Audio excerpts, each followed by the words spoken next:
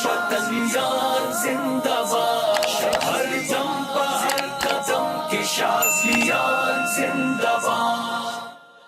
अल्हम्दुलिल्लाहि वहदा वस्सलातु वस्सलामु अला मन ला नबिय्य बअद, अम्मा बाद। अस्तग़फिरुल्लाह रब्बी मिन कुल्लि ज़ंबिन अज़नबतुहु अमदन औ ख़ताअन सिर्रन व अलानियतन व अतूबु इलैहि मिनज़्ज़ंबिल्लज़ी अअलम व मिनज़्ज़ंबिल्लज़ी ला अअलम इन्नका अंता अल्लामुल ग़ुयूबि व सत्तारुल ग़ुयूबि व ग़फ़्फ़ारुज़ ज़ुनूब वला हौला वला कुव्वता इल्ला बिल्लाहिल अलिय्यिल अज़ीम।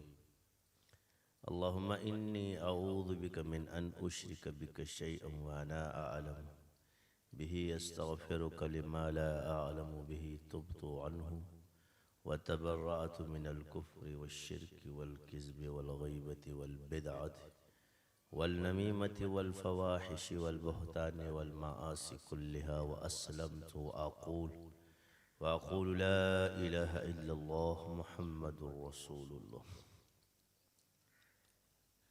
मुझे सहल हो गई मंजिलें कि हवा के रुख भी बदल गए, तेरा हाथ हाथ में आ लगा तो चराग़ राह के जल गए।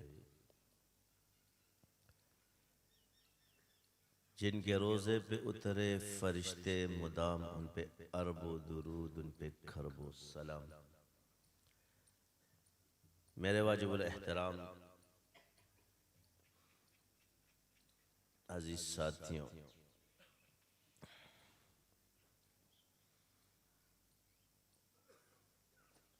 दुनिया में पहले ही अर्ज कर चुका हूं कि अमल को बचाना है और ईमान को बचाने लाना आसान होता है, मगर इसको बचाना फिर मुश्किल हो जाता है।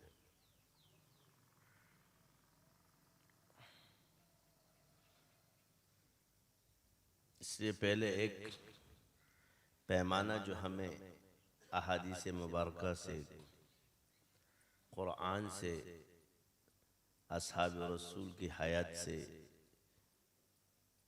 औलिया आइमा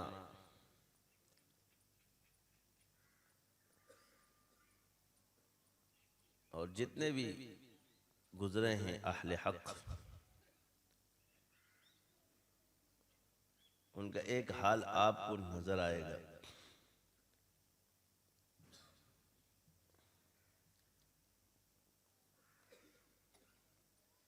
कि अपने अंजाम की फिक्र में होते थे। दूसरों का दर्द होता था और अपने अंजाम की फिक्र। मौजूदा सूरत हाल, क्योंकि मीडिया का दौर है,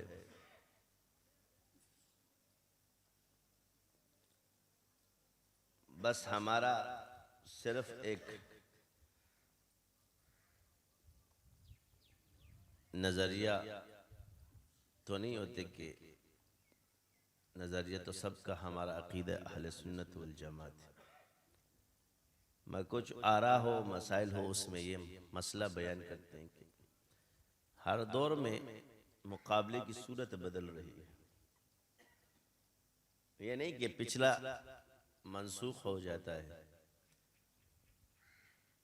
बल्कि उसके साथ मुख्तलिफ तदबीरें होती हैं।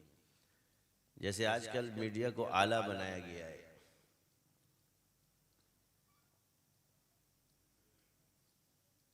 तो इसकी ज्यादा वजह फैलने की क्या थी? क्योंकि हम और अहले हक इससे दूर रहे। उस वक्त भी जो उलमा तान तशनी लोगों की सुनकर फिर भी इस पे आते रहे, तो कुछ बचत रही आवाम की।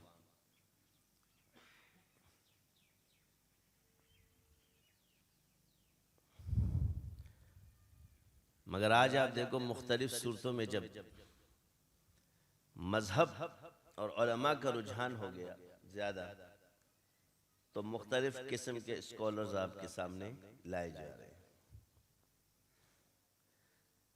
यानी अगर आप किसी भी सूरत में आ रहे हो तो उसी सूरत में आ रहे हो। तो इससे साबित होता है कि वो उसे बतौर हथियार यूज कर रहे हैं और आप इस बात को समझे नहीं।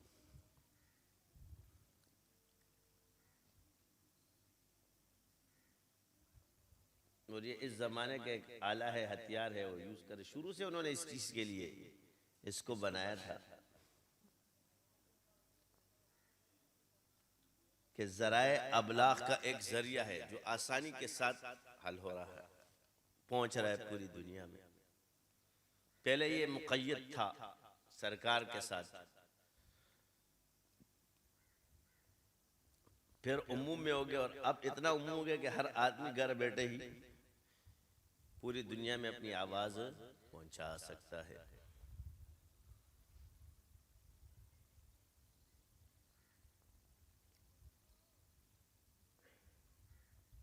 तो पहले यह है कि आप एक चीज फितरत को समझें।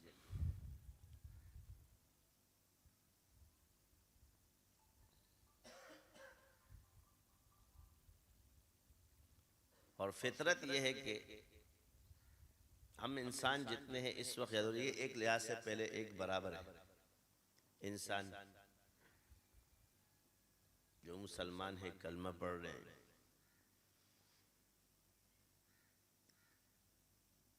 और कुफर की वजह से अब अल्लाह ताला ने उनको अलग कर दिया कि भाई तुमने जो हरकत की है वो इंसानों वाली तो नहीं।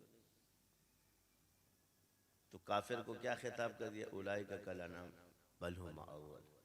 इससे ये नहीं कि मैं मुतकब्बिर हो जाऊं और उसको हकीर समझना शुरू कर दूं, वरना मैं भी चला जाऊंगा।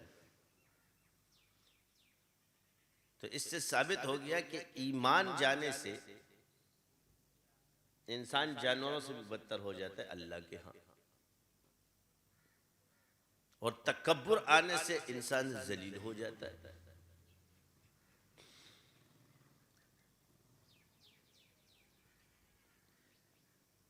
तो दुनिया में एक मुसल्लत होना किसी और का, यानी एक चीज आपके पास थी, चली आ रही थी, नेमत थी अल्लाह की, 1400 साल से थी, लेकिन ये अगयार के पास क्यों चली गई? दुनिया की हुकूमत अल्लाह ने मुसलमानों को दी, लेकिन ये अगयार के पास क्यों गई? इसकी एक वजह तकब्बुर भी है कि हर आदमी और हर बादशाह मुतकब्बिर हो गया था, और जब इंसान तकब्बुर करता है तो फिर उससे कमतर को उस पर मुसल्लत करता है। तकब्बुर एक ऐसी बीमारी है कि ये बादशाहों की बादशाहत खा गई।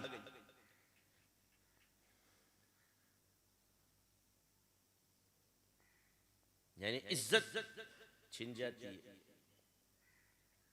मर्तबे छिन जाते हैं।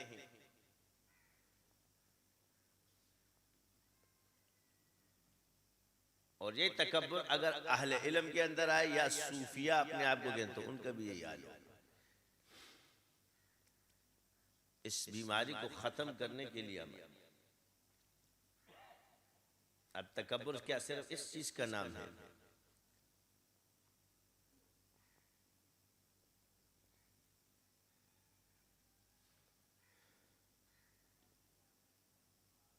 नुक्स देखना, जब इल्म में हारता है तो ऐब में आ जाता है। इसकी इब्तिदा कहाँ से हुई है जी? जब आदम अलैहिस्सलाम ने सब नाम बताए और अल्लाह ने आदम अलैहिस्सलाम को खलीफा बनाया, वो नबी है, तो इब्लीस इसमें मुबतला हो गया। अब एक बात याद रखें, यही चीज जब दूसरे को समझाते उसको गुस्सा आता है। कभी कभी कहते हैं ना तकब्बुर, मुतकब्बिर के साथ अखलाक जो है वो तकब्बुर है।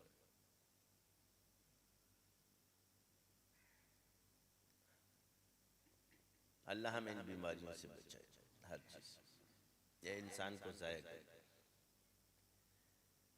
एक वो जो दलील नहीं मानता, ये भी आलिम होकर मौलवी भी किबर की अलामत है।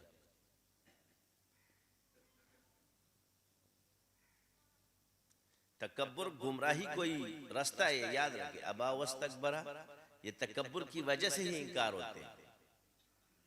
इनकार की असल वजह क्या है? किबर है। अबा वस्तकबरा वकाना मिनल काफिरीन, यानी हसद तो उसमें था ही, और जब उसके दिल में हसद पैदा हुआ, नबी से हसद क्या है? कुफर है। वली से हसद कुफर नहीं है, मोमिन से हसद कुफर नहीं है, मगर तबाही अमल को जाया करता है, और नबी से हसद ईमान को जाया करता है।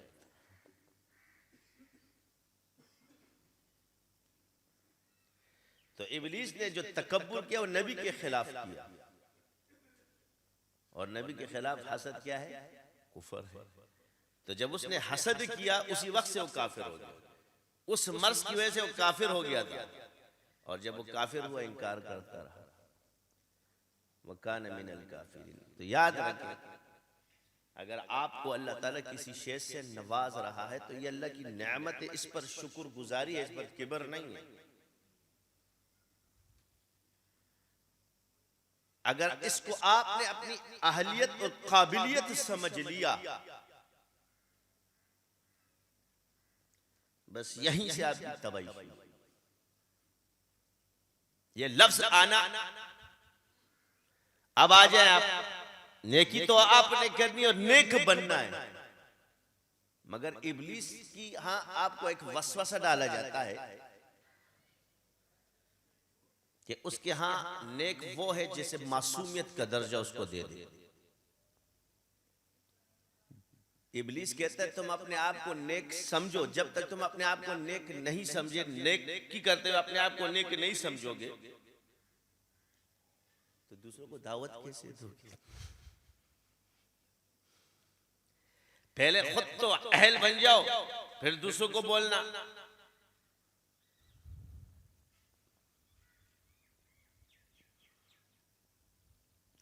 ये चीज वो गुनाहगार को नहीं डाल रहा, वो चीज किसको डाल रहा है? नेकी करने वाले को, इल्म वाले को। क्योंकि ये शे अपनी नेकियां उसने इसी तरह तबाह की थी, और वही वार वो तुम पर भी चल रहा है, वो तुम पे पहले नहीं डालेगा। मुशाहिदा कर लो आप, दुनिया में जितने लोग उसमें पड़े हुए वो अपने आप को समझते ही गलत है कि यार हम गलत हैं, और उसके दिल में आलिम का एक एहतराम है, लेकिन हम जब बैठते हैं तो हम उसको हकीर समझते कि यार हम इनकी वजह से गंदे हो रहे हैं। यही है कि नहीं? ये माहौल को गंदा कर रहा है, ये खराब कर रहा है। फर्क साफ सामने, ये मुशाहिदा कर लो। अगर एक बंदा नाच रहा है, कुछ भी कर रहा है, तो वो अपने आप को गलत नहीं समझ तो रहा है, उसे समझता है कि मैं गलती पर हूं। जब कोई आलिम या कोई जाता है तो इज्जत के साथ उसके साथ मिलता है। ये दुनियादारों को देख लो आप, जहां आप जाते हो वो इज्जत से मिलते हैं उसके साथ। इसकी वजह क्या है? कि उसको आपको बेहतर समझ रहा है, अपने आप से कदर और मंजिलत करता है। वो तो जब आप उसकी जातियात और हीगो पर हट करते फिर वो शुरू हो जाते हैं, वरना फितरतन वो आलिम की ताज़ीम करता है।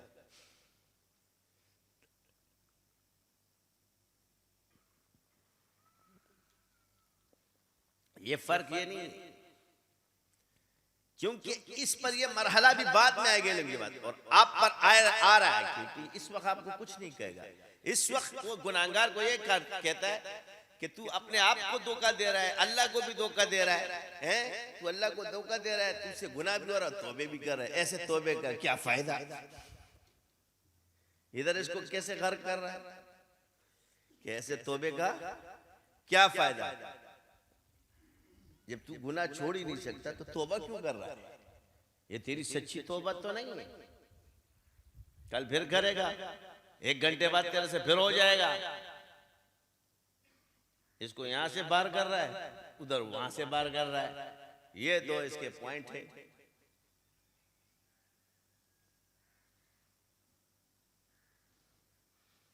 तौबा की कबूलियत गैब है,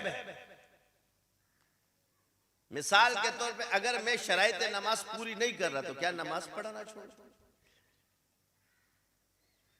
क्या मैं जो ईमान की वो शराइत मुझ में न पाई जाए तो क्या मैं ईमान छोड़ दूं?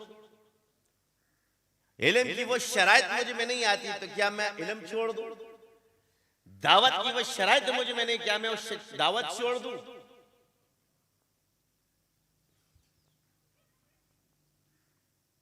जिनके किसी भी शोबे को अगर मैं कुरान और अहादीस मुबारका से जो साबित और उसमें अपने आप को परखूं तो वल्लाह बिल्लाह हर आलिम, हर सूफी, हर इंसान ये समझता है कि मैं इन शराइत पे पूरा नहीं उतरता। इसलिए तो सहाबी बोल रहा है, इसलिए तो उस पे ये हाल आ रहा है कि हंजला तो मुनाफिक हो गया है। क्या फरमाया? और हाल में आवाज भी बुलंद फरमा रहे, हंजला मुनाफिक हो गया। रास्ते में चले अबू बकर सदीक रज़ी अल्लाह ताला अन्हु, क्या हुआ? मैं तो मुनाफिक हो गया। क्यों? आप कहते हैं कि कैफियत तो ईमान का हिस्सा नहीं, और सहाबी इसी से इस्तिदलाल ले रहे हैं। तसव्वुफ इसी का तो नाम है। वो दूसरे को नहीं, अपने हाल में है। कहते जी सहाबा सूफी नहीं है। सूफी इसी को तो कहते हैं जो अपने हाल में होता है, अपने पर। इतना करने के बाद, हुजूर की सोबत के बाद, अल्फाज जबान मुबारक से क्या निकल रहे? अबू बकर सदीक आते हैं, क्यों इस तरह कर?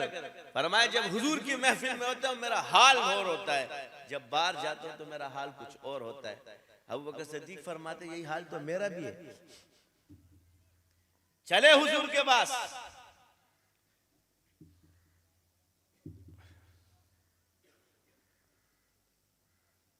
चले हुजूर के पास, आप अलैहिस्सलाम के पास जाके अपना हाल बयान फरमाते हैं।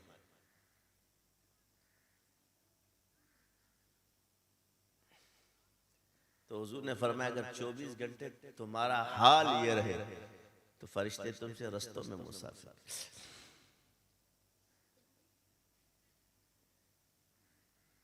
तो हाल हर वक्त नहीं रहता।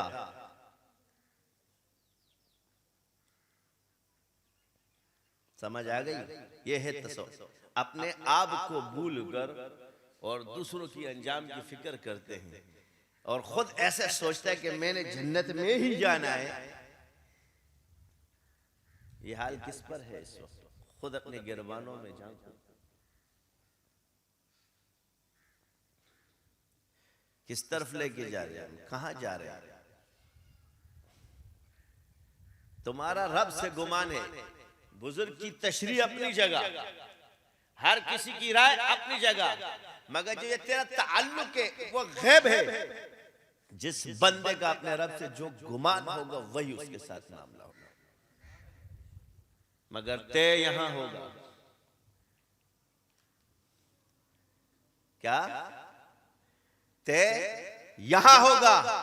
जन यहां होगा, ईमान यहां होगा, मामला यहां होगा। जो करना है अभी यही कर लो, कल फैसला उसी पर होगा।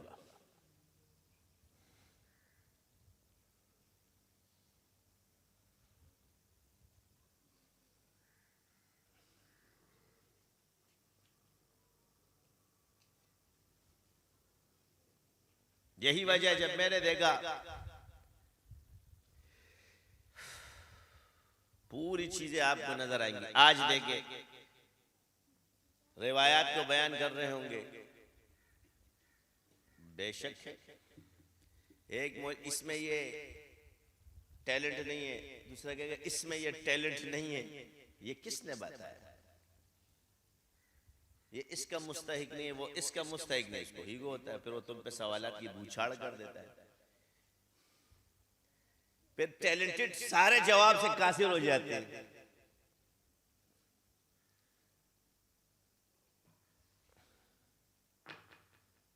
तो ये मसाइल है। अल्लाह ने हर किसी को कोई एक सोच, एक समझ तो दी है ना। ऐसे थोड़ी है कि फितरत में नहीं होते कि अल्लाह की पहचान नहीं है। यार इंसान में है, ये याद रखना, ये जितने जराए ये सिर्फ कमाल के लिए, वरना रब को पहचानना। आज मैं आपको आसान देता हूं, अल्लाह ने जो वादा आलम अरवाह में लिया और जो गुफ्तगू की, आज आपको हर आदमी, चाहे वो काफिर हो चाहे मुशरिक हो, उसकी जबान पे एक ही हाल बात आती है, वो भी ये अल्फाज कहता है, चाहे वो अदाकार हो, रब तो मन में रहता है। समझ आई कि नहीं आई? क्या कहता है? रब तो मन में रहता है। ये अल्फाज निकलते हैं ना, अल्लाह तो दिल में रहता है, अल्लाह तो हमारे साथ है। उसका ज़मीर भी मलामत करते हैं, जो हमने बनाए ये रब नहीं है। ये पहचान कैसे आ गई उसमें?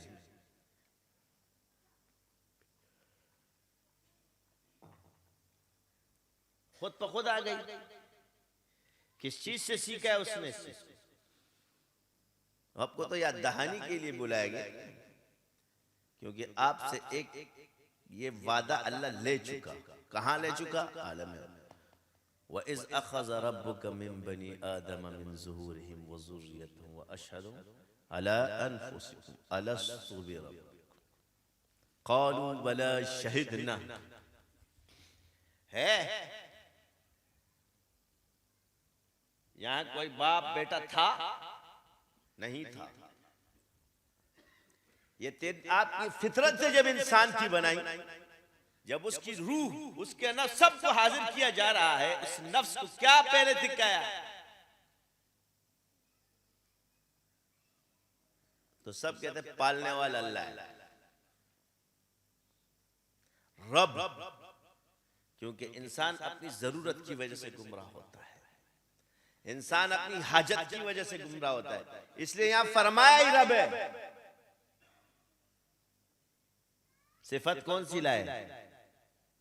क्या मैं तुम्हारा रब नहीं? ये कि तुम्हारा रब कौन है?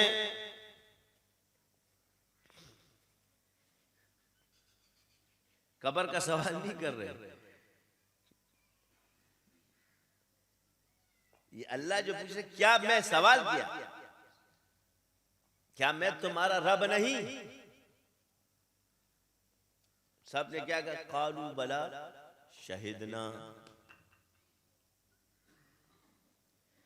क्या अल्लाह ने इसकी तफसील बयान नहीं फरमाई कि अल्लाह ने ये क्यों किया है? इसकी वजह भी बयान फरमाई है कुरान में कि नहीं, कि अल्लाह ने ये इसलिए किया है। जो आज का एक मुसलमान कहते हैं कौन से मजहब पे चले, कौन से मौलवी के पास चले,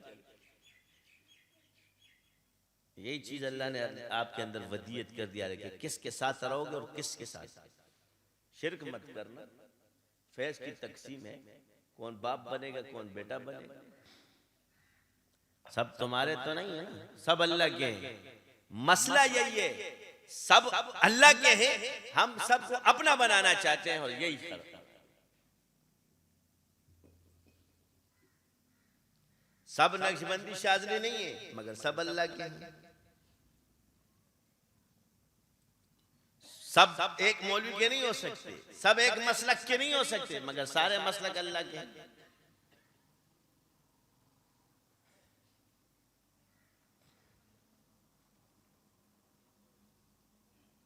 तो अदियान में इस्लाम तो शुरू से है, हर नबी मुसलमान ही।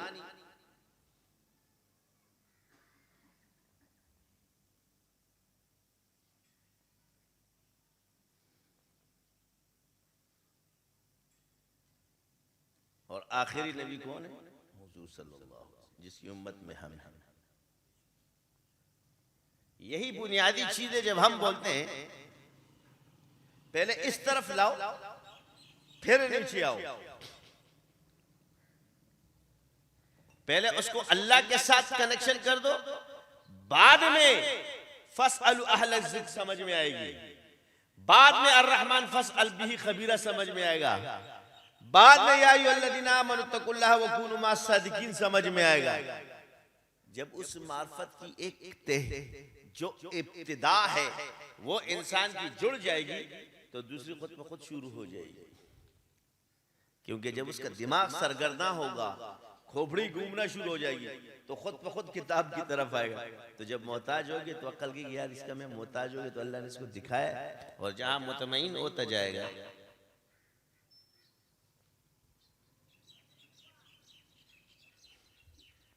तो जब अल्लाह ने तुझे बनाया उसका छोटा है तो तू उसका बड़ा कैसे बन सकता है। तो अल्लाह ने कुरान में भी इसकी वजाहत फरमा दी। अल्लाह ने ये इसलिए किया है कि कल तुम ये नहीं कह देना कि मेरे आबाओ अजदाद तो गफलत में थे, मुशरिक थे, हमने उनको देखा और इसी तरह मजहब इख्तियार कर लिया। ये नहीं मानी जाएगी, ये नहीं सुनूंगा। ये किसी मौलवी ने तुमसे खिताब नहीं किया, ये किसी प्रोफेसर का नहीं है, ये डायरेक्ट अल्लाह ने कलामुल्लाह में उतारा है। आज कलामुल्लाह पर आपको कोई पंडित नहीं कह सकता कि कुरान असली नहीं है, ये अल्लाह की किताब नहीं है। आपको कोई पादरी नहीं कहेगा ये अल्लाह की किताब नहीं। पादरी बोल रहा हूं, और पंडित भी जो सही पंडित हो, जो अपने अध्ययन, कोई यहूदी भी तुम्हें नहीं कह सकता, जो दीन रखते हो, अध्ययन बातिला में से हो, उसका भी इस कुरान पर ईमान है, अल्लाह की किताब।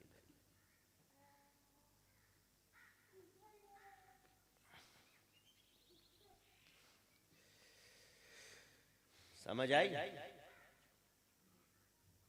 तो आप क्या समझाओगे? आज दुनिया और चांद पे पहुंच गए, किस चीज की वजह से? इस्लामी तालीमात की वजह से। तो आपको समझ आई कि खुलफाए राशिदीन ने जो सादगी इख्तियार की, ये नहीं कि आपकी तो मना नहीं, तो दुनिया उनके कदमों के नीचे थी। और जब बाद में बादशाह बाअदब बामुलाइजा होशियार निगाह रूबरू,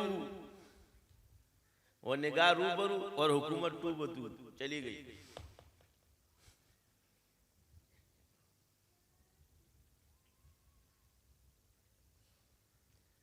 फर्क समझ में आ रहा है? तकब्बुर इंसान से नेमत को जाया कर देता है, छीन लेता है। यही है अमल को जाया। किबर इसी को कहते हैं। काटन का सूट पहनकर और मैं पगड़ी पहन के और कोट पहन के जब बैठता हूं तो अंदाज मेरा क्या होता है, मैं जरा सोचूं। यही वजह है फिर इंसान कुफर की तरफ जाता है। तो इतनी मार्फत अल्लाह ने हर इंसान के अंदर रखी, उसको समझाओ नहीं कि वो रब को पहचानता नहीं, वो रब को पहचानता है। ये याद रखना, वरना पकड़ आ जाती है। अब कैसे? कयामत के दिन एक कौम आएगी, अल्लाह हमारे पास तो कोई नबी नहीं है। अब अल्लाह के वक्त तुम इतना बोल देते कि कायनात जिसने बनाई है अल्लाह, मिस रब पे ईमान रखते हो। फितरत कहां पकड़ा है? कहां पकड़ा जा रहा है? फितरत पर। फितरत पर पहले लाजिम है कि अपने रब को पहचाने, और रुबूबियत के लिए उसमें ये लाजिम है कि वो ये समझे जो मेरी तरह है वो रब नहीं हो सकता, और जिसे मैं बना वो खुदा नहीं हो सकता।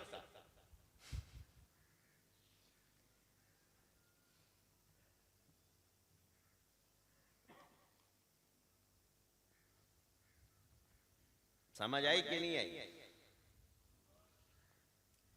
जो खा रहा है पी रहा है वो खुदा नहीं हो सकता।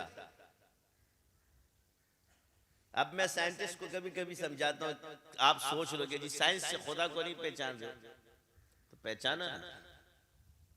अल्लाह ने जो एसी खोला तो खाना पीना यही नहीं है, प्रॉफिट ही नहीं है।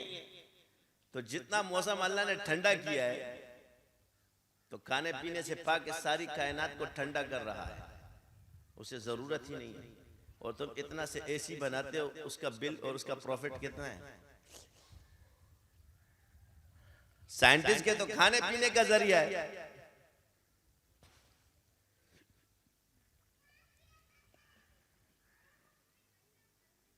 अल्लाह ने पूरा आसमान खड़ा कर दिया बगैर सुतूनों के हमारे लिए, जमीन बिछा दी हमारे लिए, हम एक घर को जब सेट करते साइंस से, वो क्रेन लाते, उस पर कितना पैसा लग जाता है।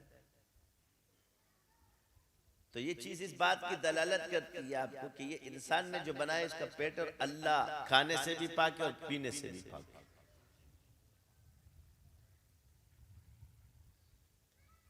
कुछ चीजें ये भी होती हैं सादा सी चीजों से पहचान।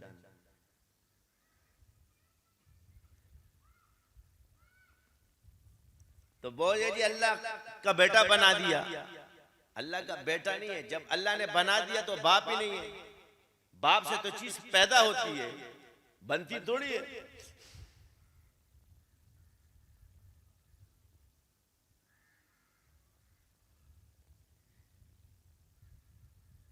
अब साइंस ने जितनी भी इजादात की तो क्या साइंसदान इसका अब्बा हो गया?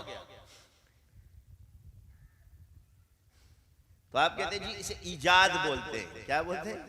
यह इजादात में से है। और इजाद किसके जरिए होता है? इल्म के जरिए होता है। और अल्लाह खालिक है, उसने अपने कुदरत से इस पूरे कायनात को बनाया, हमें बनाया।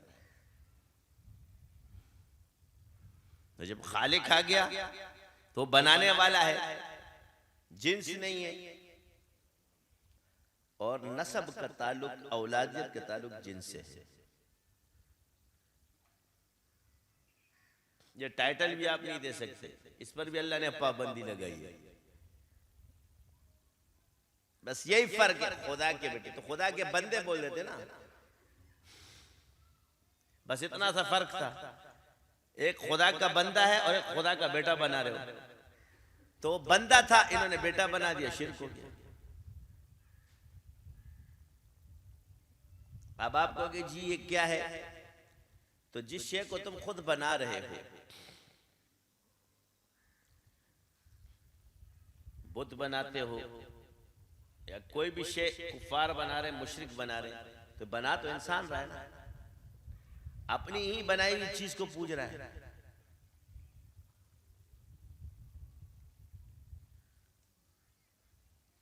ताजीम कर रहा है ना उसकी, उसे खुदा बना दिया।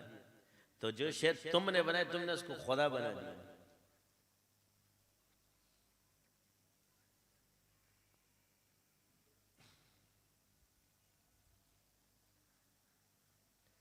यही चीजें हैं। तो अपने नफ्स को खुदा मत बनो, किबर मत करो। यही आज ही देख लो, फैसल मत बनो उन चीजों में जो छुपी हुई हो। तहकीक से मसाइल होते हैं, इस्तिदलाल लेते हैं। मेरा ईमान मेरे साथ है और मेरे अल्लाह को पता है। मेरा अंजाम आप नहीं बता सकते। मेरे किस अमल पे मुझे कितना सवाब मिला तुम्हें पता नहीं है। यही तो मैं समझा रहा हूं। मुतब्बहिर उलमाओं, जो तुम्हारी समझ में नहीं आ रहा, इतना बेगम है कि मैं खैरख्वाह हूं तेरा, खैरख्वाह अपना बन, किसी और का क्या बनता है? तुझे अपनी खबर, इसका मतलब है कि तू समझता है मैं बिल्कुल 100% हक पर हूं, दूसरा जाहिल है। ये गलत है। इसलिए तुम पे बैठे हुए मुसल्लत हुए हुए, जवाब भी नहीं है तुम लोग के पास। कोई इंजीनियर की शक्ल में, कोई किसी की शक्ल में, और ऐसा खींच के रखा हुआ है कि तुम्हारी नक्काली उसके सामने कुछ भी नहीं।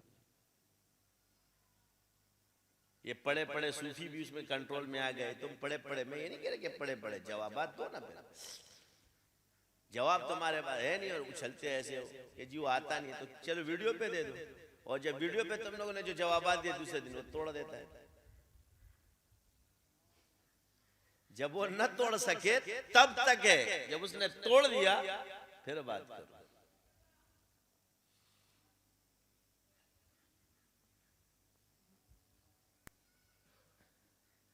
तो मैं इसलिए कहता हूं कि भाई जमाने के अंदर उलमा ने मेहनत की या जो भी है। अब एक मुफ्ती दूसरे मुफ्ती को घास नहीं डालता, चल भाई ये कोई मुफ्ती है, भाई कुछ बराबरी की बुनियाद पर बात तो करो ना। ये सारे इदारे ऐसे थोड़ी बने भाई, ये सारे इदारे ऐसे तो नहीं बने।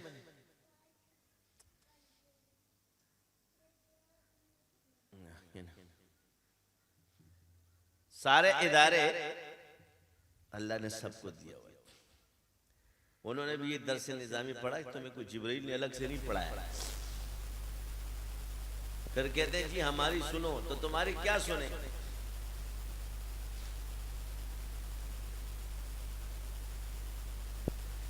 मैं कहता हूं मेरे मदरसे से जो फारिग है ये कबूल है। अब सवाल दे, यानी काबिलियत मान रहा हूं ना मैं, ये सबसे ज्यादा काबिल हो गया है, तो काबिलियत का पता तो आमने सामने चलेगा। एक सनद वाला आदमी दलाइल में बेसनद से हारे,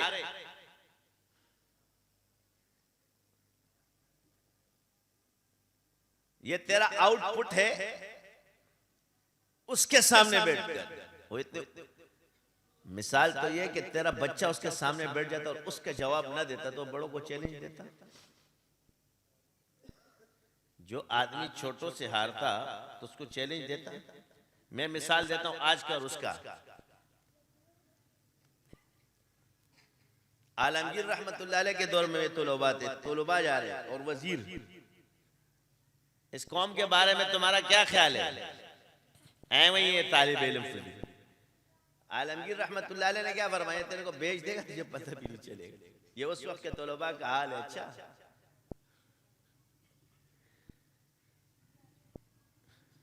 तो उलमा का क्या हाल होगा? वजीर ने कहा ऐसे बुलाए, मैं से सवालात करता हूं। बुला लो। कहा चल भाई, ये तालिब इल्म से सवाल किया जा रहा है, क्या सवाल है? कहा मेरा पहला सवाल ये है, ये सामने जो हौज है ना, इसमें कितने लोटे पानी है? अब ये सवाल है। तालिब इल्म हौज को देखता है, उसने कहा भाई एक इतना बड़ा लोटा बना लो, अगर उसमें ये दो आगे तो दो है, अगर एक आगे तो एक है।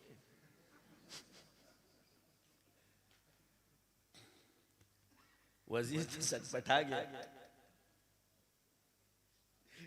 इसने मुझे क्या बोल दिया।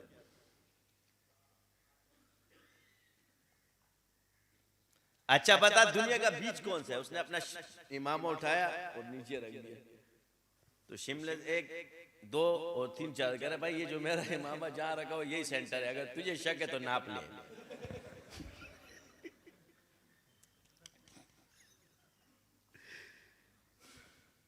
अगर तुझे शक है तो नाप ले।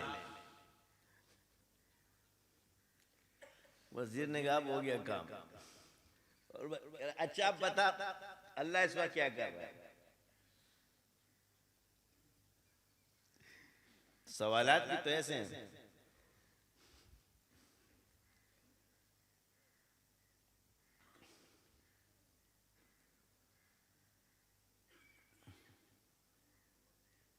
उसने कहा इसका जवाब ऐसे नहीं दूंगा, पहले अपने कपड़े उतार, अपना घोड़ा सब कुछ मुझे तब दूंगा।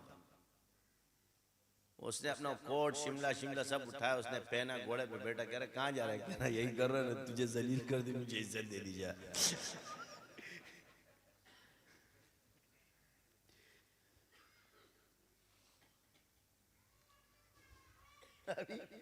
तो इसको सटपटा जाते हैं हमारे वाले। वजह क्या है कि वो अकल से मार रहा था और इस वक्त वाले तुम्हें इल्म से मार रहा है। और अकल से तो इनको नहीं हराया जा सकता, मगर इल्म से तो हराया जा सकता है। अब तुम अपने अकवाल पेश करते हो, मुखालिफ हदीस पेश करता है।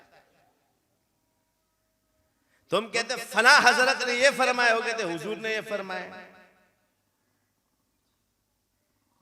अब फला हजरत को साबित भी करना, ये है ट्रेंड। तो जब आगे से जवाब नहीं होता तो आगे से कहता है ये इसकी फील्ड नहीं है। क्या कहते? और ये इसमें उंगलियां मारता है। यही आता है ना। और ये अपने मिंबर पे और फॉलोइंग में ऐसे कह के खुश हो जाता है कि मैंने बहुत बड़ा काम कर दिया, क्योंकि मेरे साथ लक़ब मुफ्ती का लगा हुआ है। ये दुनिया इस वक्त ना मुफ्ती को जानती है, ना किसी को जानती है। तो क्या कहते हैं कि अब वो दलील को मानते हैं। हम जब आए थे ना, हमने मफरूजे पेश नहीं किए थे मीडिया पर, सामने मध्य मुकाबिल लोग बैठे थे। लोग पागल नहीं है, सामने आलिम भी थे और माहिरीन भी थे वो लोग अपने फन के। मुकाबला हुआ है, ऐसे उन्होंने नहीं चुना। तुम कह उसने दुनिया, ये मीडिया वालों ने पागल के पुत्र, इन्होंने पूरी दुनिया देख के आए हुए हैं। एक एक आदमी जितने मालूमात है उनके लिस्टों में पड़े, कौन सा आदमी कहाँ कौन खानचा में बैठा हुआ।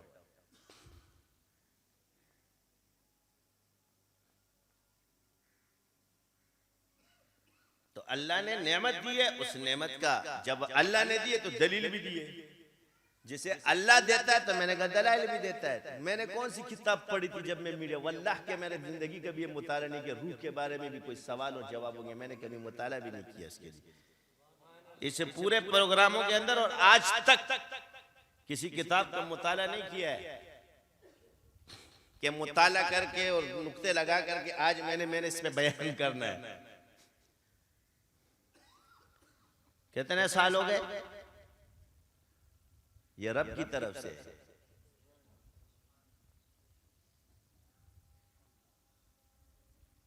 मैंने अपना मुफ्तियों ने किसी पर मुसल्लत नहीं किया है कि तुम मेरी तकलीद करो। मैंने कहा इमाम की तकलीद करो।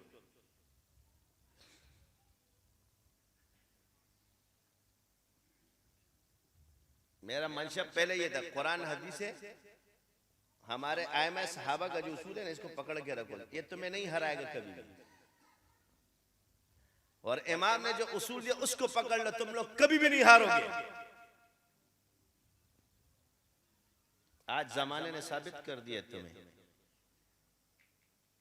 ये कुरान है, ये हदीस है। वक़ाला अबू हनीफा, मैंने आपको वो तर्स दिया कि अकाबिरीन हो या आयमा हो, ये उसूल आपने दिया। किसने दिया? हमें इमामों ने दिया। कितने उसूल है, कम से कम जाके पढ़ लो यार। एक बात याद रखना कि जिन बुजुर्गों ने कहा कि आप मुफ्ती नहीं बन सकते, मैं बार बार कह रहा हूं, वो तखस्सुस भी पढ़ ले, वो मुफ्ती नहीं बनेगा, क्योंकि मशाइख ने उसको मना कर दिया है। वो उस चीज को गुजारेगा तभी बनेगा। किसी ने भी आज तक आपको नहीं कहा कि जी मदरसे से फाजिल हो गए। हम आपको सनद खिलाफत देते हैं, विलायत नहीं देते। विलायत के लिए दुआ लिखी गई है।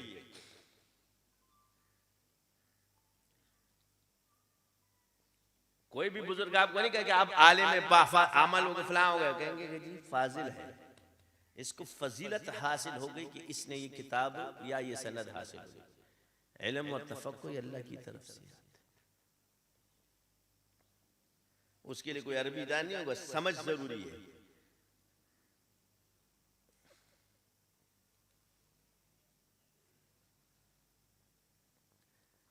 तो जवाबात इसलिए नहीं। आज क्या उलमा के अंदर इख्तिलाफ फितरत है। इतनी बात समझ लो, असहाब रसूल के अंदर इख्तिलाफ था, ये फितरत है। अगर ये मजमूम होता उनके अंदर होता, बल्कि ये जरूरी है। हर सहाबी अपने जात में मुज्तहिद है।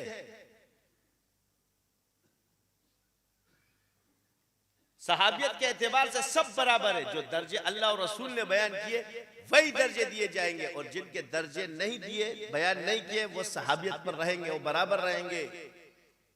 उसको आप नहीं कह सकते कि ये बड़ा वो बड़ा। जिसको अल्लाह और रसूल ने फरमाया वो बड़ा। कोई इंसान उनके अंदर फैसल नहीं बन सकता।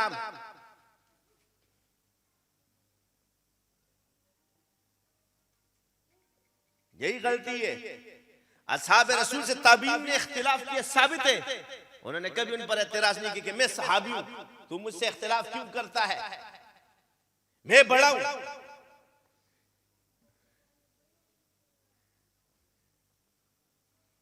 उसके इल्म की निस्बत से उसको माना है कि हाँ। हत्ता के ताबीन के पास आते कि फला का मजहब क्या है पूछने के लिए, क्योंकि उनके शागिर्द होते थे। तो आपने क्या कहा कि साहबी से पूछने आया था, सीखने आया। ओ भाई ये पूछने आया था कि उनका क्या मजहब है, क्योंकि उनको पता नहीं तो उसके शागिर्द आप हो। तो ये फितरत है।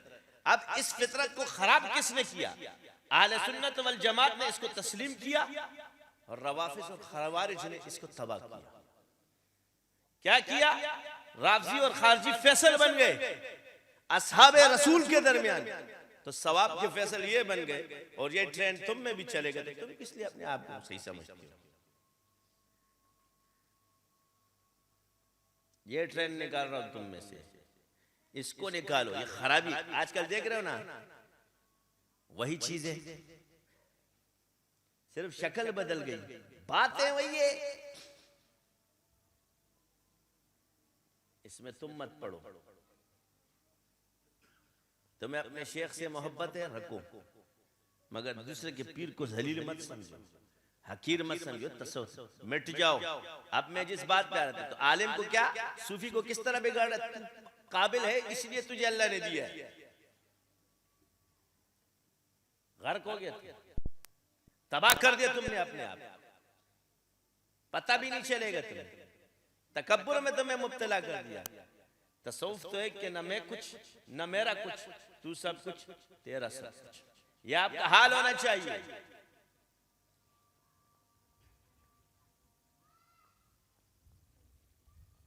किया खराब, काबिलियत पे नजर चली गई, मैं मुस्तहिक था, हम कहते हैं मैं मुस्तहिक नहीं था, ये फजल इलाही है, अल्लाह ने मुझ पर फजल किया तो अब मान लो, तुम मानो या ना मानो, मैं अपने आप को मानो, दुनिया मुझे माने या ना माने, न मैंने किसी के मसाइल पर। तो हमें इमाम अबू हनीफा ने क्या दिया?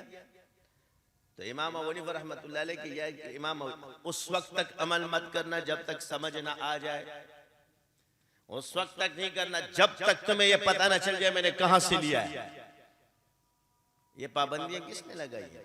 ये तो फिर बाद में हमारे वालों ने तावीलात की, तो उलमा ने जो तावीलात की अपनी जगह है, और जाहिरी इबारत ऐसी भी नहीं कि जो समझ में ना आए, ये तो समझी हुई बात को मैं ना समझूं कि इसकी मुराद क्या है, उसूल दिए। ये उसूल है इमाम अबू हनीफा है, बार बार कहते हैं, पहले मैं कुरान देखता हूं, फिर मैं हदीस देखता हूं, यानी इसका मतलब है कि जो अक़वाल उन्होंने उसी की रोशनी में गए, फिर मैं असहाबे रसूल को देखता हूं, और असहाबे रसूल में उसको देखता हूं कि जिसकी राय मरफू रिवायत के मुताबिक हो। रिवायत में कौन सी? असहाब की मरफू, क्योंकि असर सहाबा खुद हैं।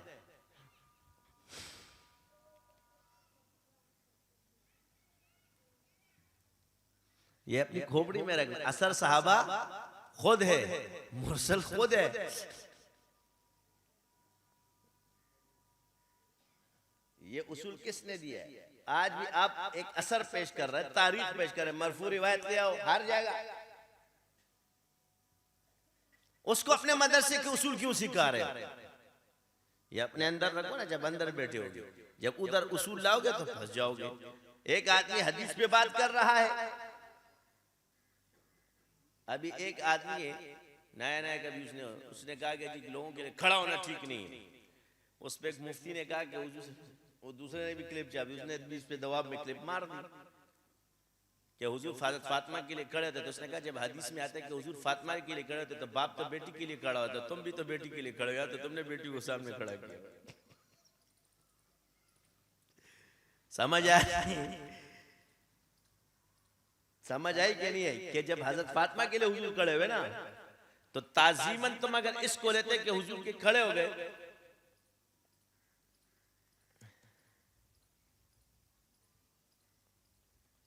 और यहां अब बेटी बाप के लिए खड़े हो या बेटा बाप के लिए, बाप बेटी के लिए खड़ा होगा। जब हुजूर बेटी के लिए खड़े हो तो फिर तो बाप बेटी के लिए खड़ा होगा, तुम तो बेटी को खड़ा करते हो। हदीस तो ये है। मैंने कहा लगाया सही चमाट इसने, इसको चंपक साइड। ये उस आदमी को उसने कहा है जो ये हमारे यहाँ की दायरा कहते हैं जी इनकी अगर जी इनके काम नहीं है तो इसमें न बोले, वो न बोले, उसी को लगा दी छपा। इस बात पे उठ के खड़े हो गए, क्लिपे चापते हो कि जी उसने ये बात की, जो तुम्हारे वाले ने कहा जी कुरान से जादू होते, उस पर तुम्हारी कोई क्लिप नहीं आई है। इस पे क्लिप आ गई फौरन, उसने तो हदीस पेश की है ना कि हुजूर ने फरमाया मत खड़े हो अजमियों की तरह मेरे लिए ताजीम नहीं। क्यों खड़े होते हो?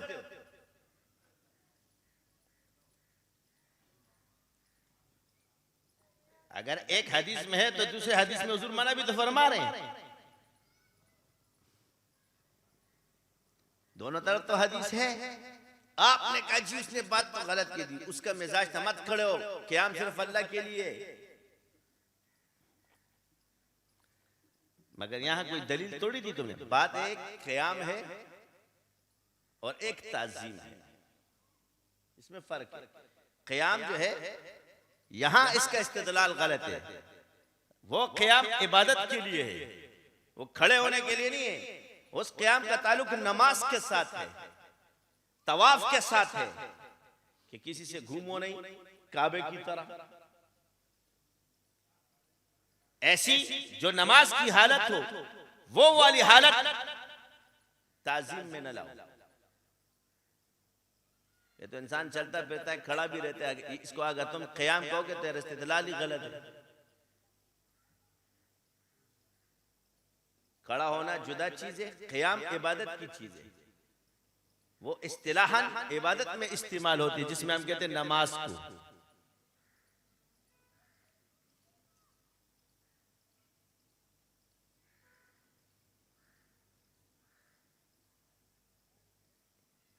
तो इबादत और ताज़ीम में फर्क तो है नहीं इसको।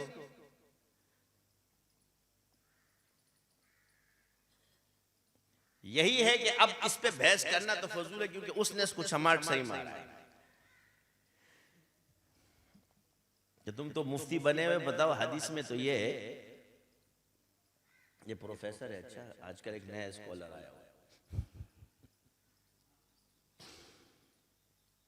तो कह रहे तुम हज़रत फातिमा ले आओ तो हम भी खड़े हो जाएंगे।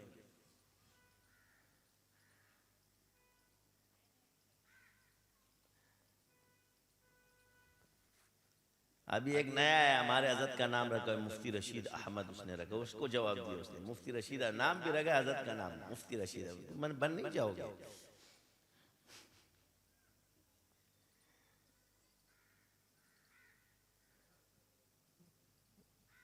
उसको इस प्रोफेसर ने ये जवाब दिया इसका। मैंने इसको दोनों को क्लिपों को सुना तो मैंने कहा बंदे ने मारा अच्छा मार सही हुआ इसको।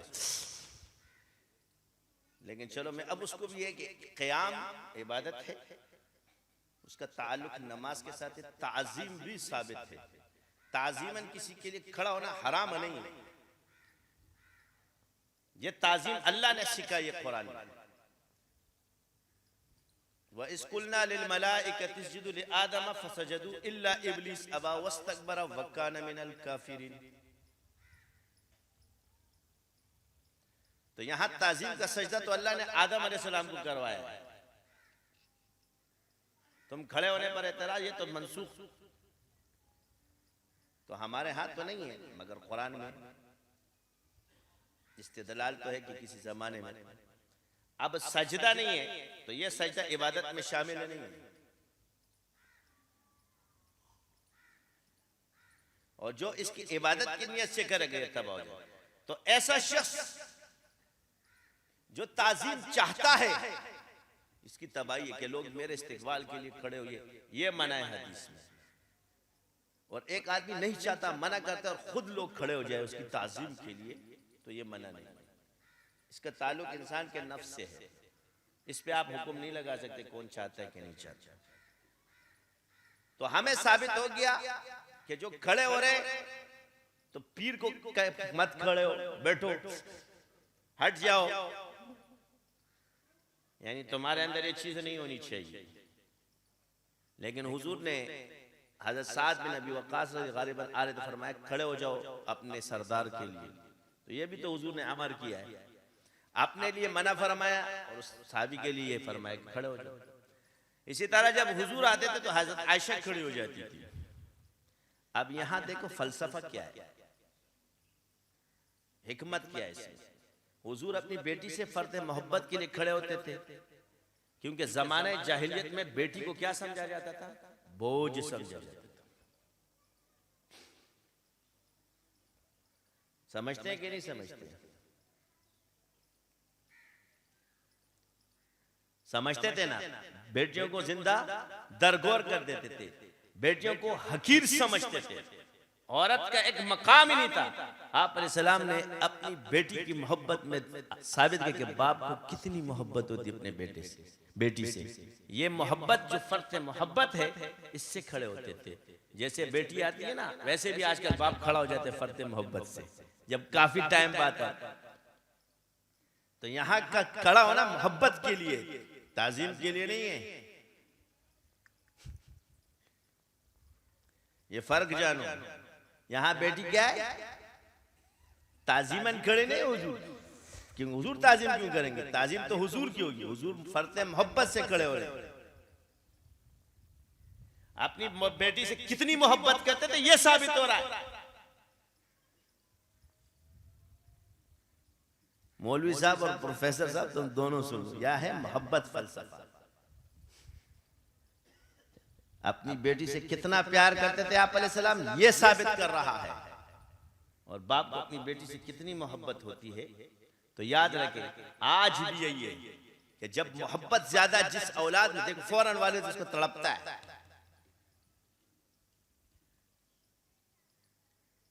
यहां मोहब्बत है, वहां तालीम है कि साहबी कहेगा खड़े हो जाओ, और अपने लिए फरमाया कि मत खड़े हो। यहां आजिज़ी है, हुजूर नहीं चाहते। ये तीन मकामात हो गए, एक मोहब्बत है, एक तालीम है, और एक जात पे तो तुम मत चाहो, अपने लिए खड़े होना। तो हर जगह हुजूर ने मना नहीं फरमाया खड़े होने को।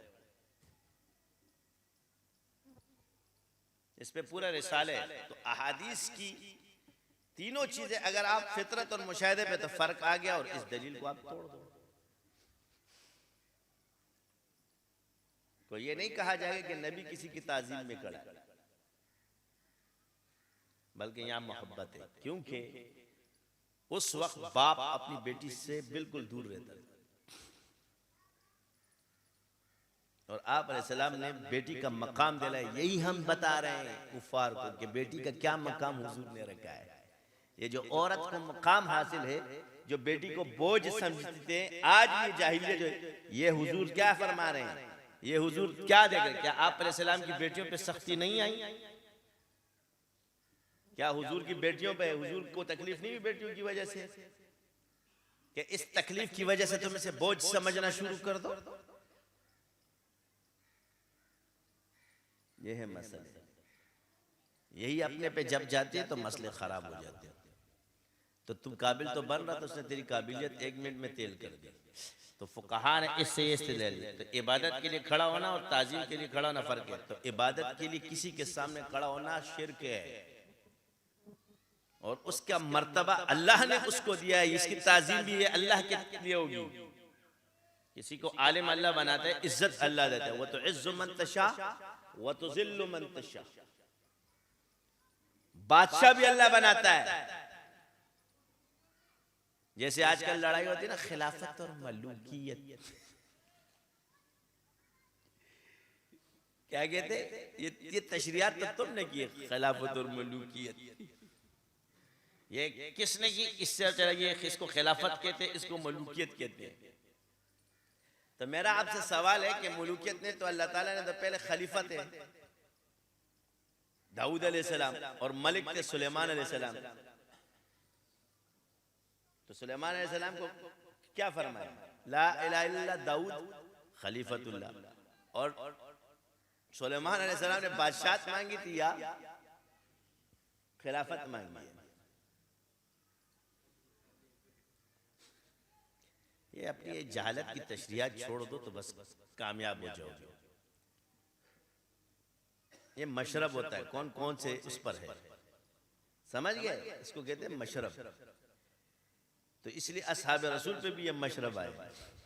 वली भी एक अल उलमा वरसतुल अंबिया। तो हर नबी का फैज एक सहाबी में, और सहाबी में इख्तिलाफात इसी तरह। लेकिन इज्तिमायत के ला इलाहा इल्लल्लाह मसाइल में इख्तिलाफ है, क्या एतिकाद में भी इख्तिलाफ है? तो इसलिए कहते हैं एतिकादी चीजों को मत छेड़ो। अगर मसाइल में किसी के इख्तिलाफ हो तो उससे लड़ो भी नहीं। एतिकाद क्या है भाई?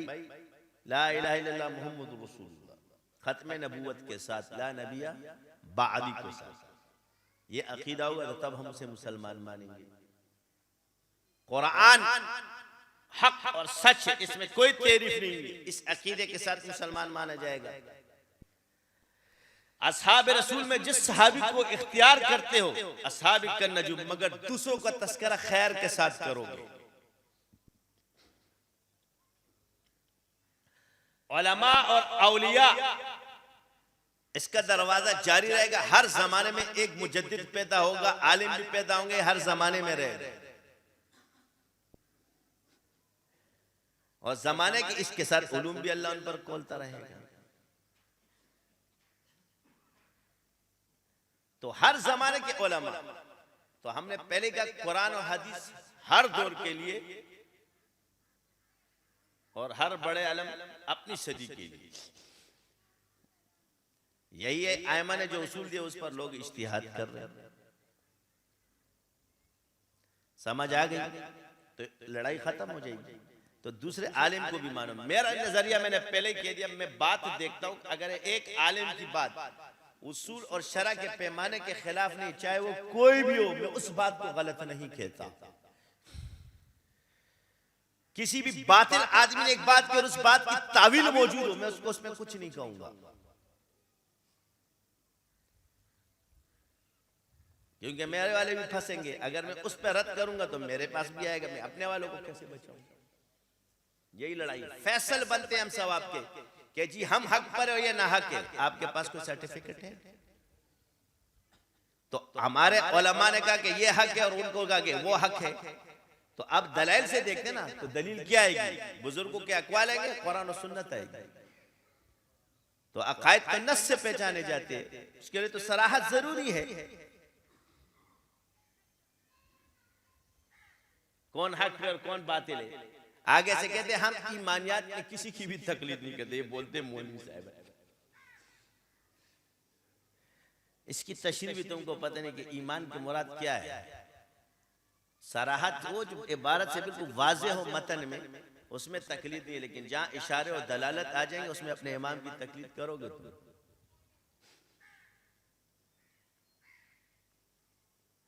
जब बात उसमें इज्तिहादी इशारा, उसमें पहले अपने इमाम को देखा जाएगा कि साहबी उन्होंने क्या कहा, तब तुम ये नहीं कि तेरी तशरीह चलेगी, तेरी राय चलेगी। ये नस में तकलीद नहीं है। इससे फिर तो मुराद तो उसमें भी मौजूद है, ये तो अमल के लिए भी है, सिर्फ ईमान के लिए तो नहीं है। यही वजह है आजकल हर कोई अब्बा बना हुआ इस उसूल को गलत इस्तेमाल करता है।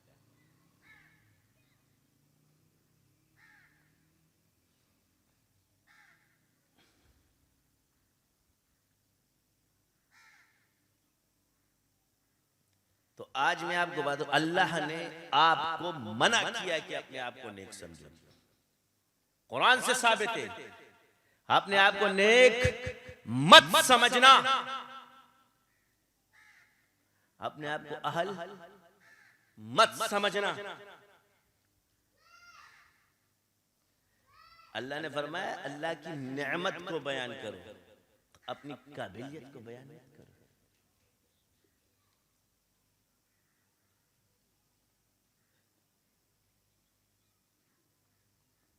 क्या फरमाया?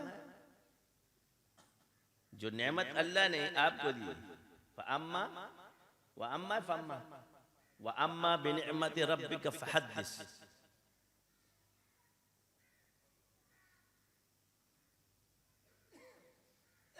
जो नेमत अल्लाह ने तुम्हें दी उसको बयान करो।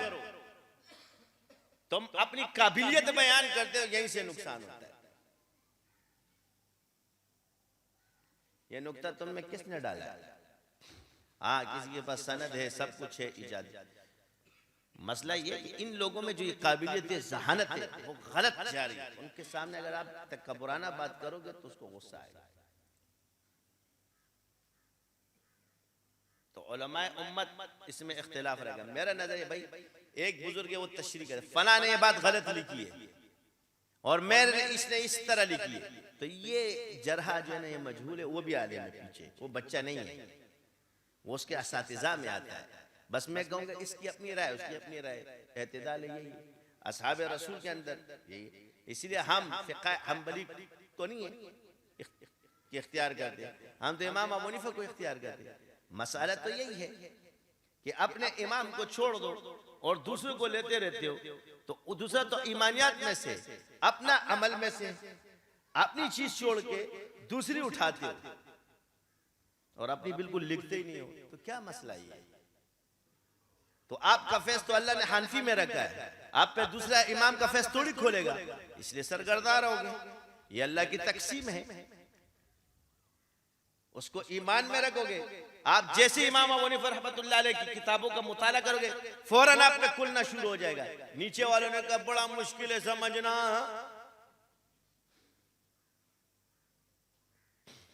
इसको समझ आ गए, हमें नहीं आई। और वहां क्या फरमाते, समझे नहीं तो करो नहीं। कितना फर्क है? तो हम क्या कहेंगे, उलमा ने गलत कहा है, उनकी अपनी इस्तिताअत है, उसने एक उसूल दिया है, इसने अपने कसरे नफ्सी पेश किए, लेकिन तहकीक के दरवाजे खुले। इस उलमा पे तो आप रद्द नहीं करोगे ना, उन्होंने भी उसूल किए, उन्होंने अपने ज़माने के हिसाब से आपको वज़ा किए। इस चीज़ को कसब से क्रॉस नहीं किया जा सकता, अल्लाह जिसको दे दे वही क्रॉस करेगा। तो मैंने ज़माने में ये देखा कि उलमा जिस ट्रेन पे चल रहे हैं या मौलवी हज़रात जिस पे चल रहे हैं, तो चलने दो, उसको गलत मत बोलो।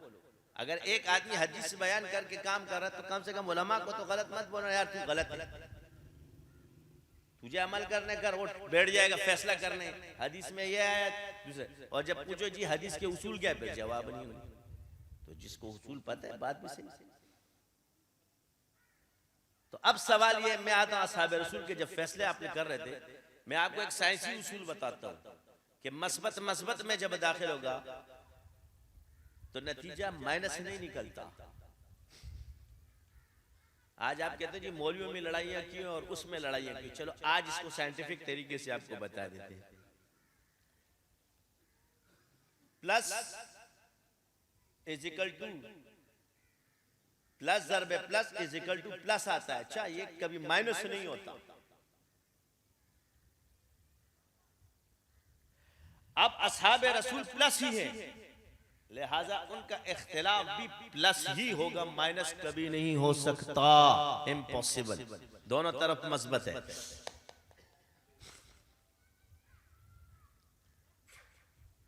समझ आ गई कि नहीं आई? इसलिए आइमा मुज्तहिदीन का इख्तिलाफ प्लस है, यह माइनस हो ही नहीं सकता, क्योंकि दोनों तरफ क्या है, मस्बत है। साइंस कहती है plus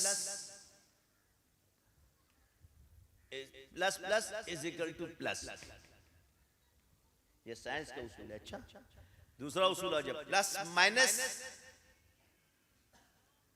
is equal to minus, और minus minus is equal to plus है।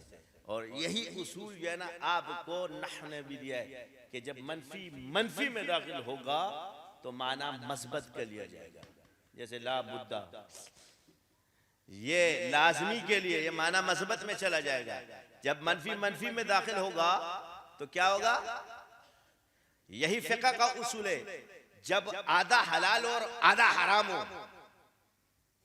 हुर्मत और हिल्लत बराबरी पर हो, तो फतवा हुर्मत पर जाएगा।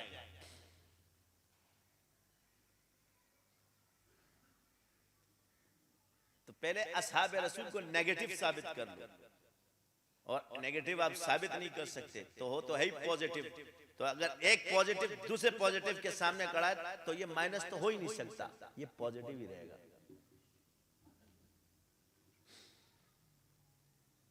उड़ गए साइंसी सारे, तो फैसला क्यों कर रहे हो? फैसला तो हो ही नहीं सकता इसमें जब है ही मस्बत। फैसले कौन कर रहे?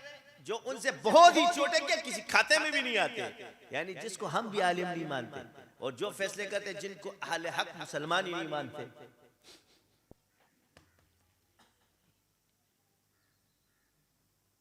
और दूसरा वो जिसको हम हक पर ही नहीं मानते, आलिम ही नहीं मानते। और एक आजकल आया हुआ एक टेढ़ा बटेर लकवा हुआ इंजीनियर मिर्जा, तो तो मीडिया अगर किसी को मशहूर कर दे तो इससे क्या वो आलिम बन जाएगा? एक में कहता है मैं आलिम तो हूं ही नहीं। तो पहले के बयानात भी किसी ने शेयर किए और बाद वाले भी शेयर किए, तो अंदर का गुब्बारा निकल आया ना। तो जब शरा जाहिर को देखते, तूने जाहिर कर दी कि मैं दिल पे पत्थर रख के रजी अल्लाह अन्हु कहता हूं। तो सबसे पहले कलम जिसने उठाया तो मौदूदी ने भी आखिर में लिखा है, इसलिए वो इस तरह के कि सहाबा में नेकनियत ही थी मगर गलती बोल दी, तो वो खुद बड़ा बन गया। इसलिए आज कहाँ है वो उलमा की नजरों में। तो ऐसी चीजें सहाबा के फैसल मत बन, वो हमारे लिए सितारे हैं।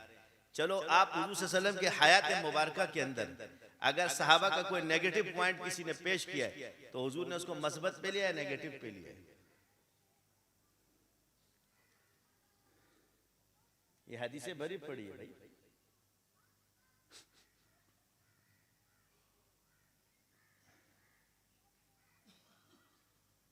मना किया है कि सहाबा के बारे में बातें मत करो। फैसल जब हुजूर मना कर रहे इस हदीस को तुम नहीं मानते तो कहते जी हदीस ज़ईफ है। तो हदीस ज़ईफ है तो हदीस तो है।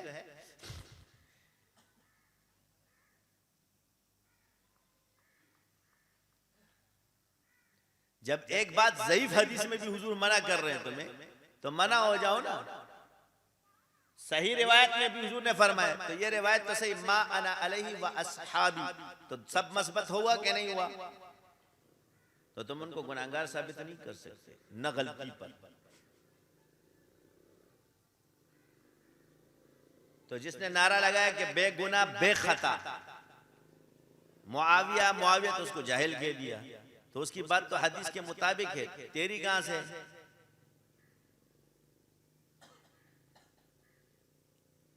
हुजूर ने हादी नहीं फरमाया, दुआने की हिदायत, ये हदीस नहीं है। यही मसले है। मैंने आपसे कहा कि सितारे छोटे बड़े हो सकते हैं मगर वो सितारे होते हैं, और जब सितारे टूटते भी है तो जमीन पर नहीं गिरते हैं।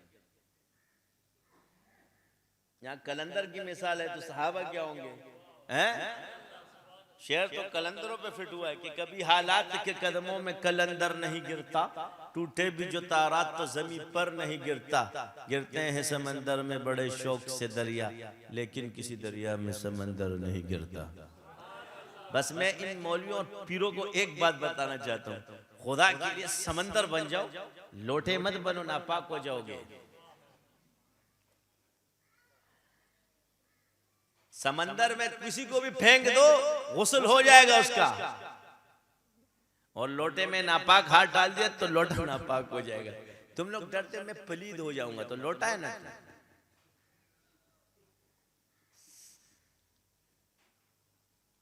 समंदर में सारा गंद गिर जाएगा क्या? इसलिए आगोश को बड़ा करो। क्यों? कि गुनाहगार तो हम भी हैं, अल्लाह हमें माफ फरमाए, लेकिन जो आया है हम सब जिक्र की बरकत से गुस्ल कर लेंगे, तौबे की तरह से गुस्ल तौबा कर लेंगे।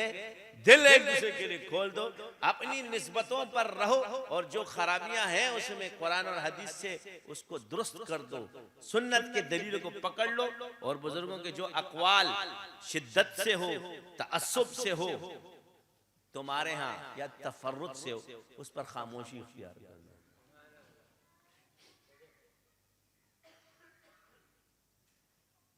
समझ आई? तो नमाज तुम्हारी कबूल होगी कि नहीं होगी अल्लाह को पता है। बाकी सुन्नत के हिसाब से ये अहकाम जो बयान हुए, मैं भी अगर अपने आप को तोल दूं तो नमाज नहीं होगी।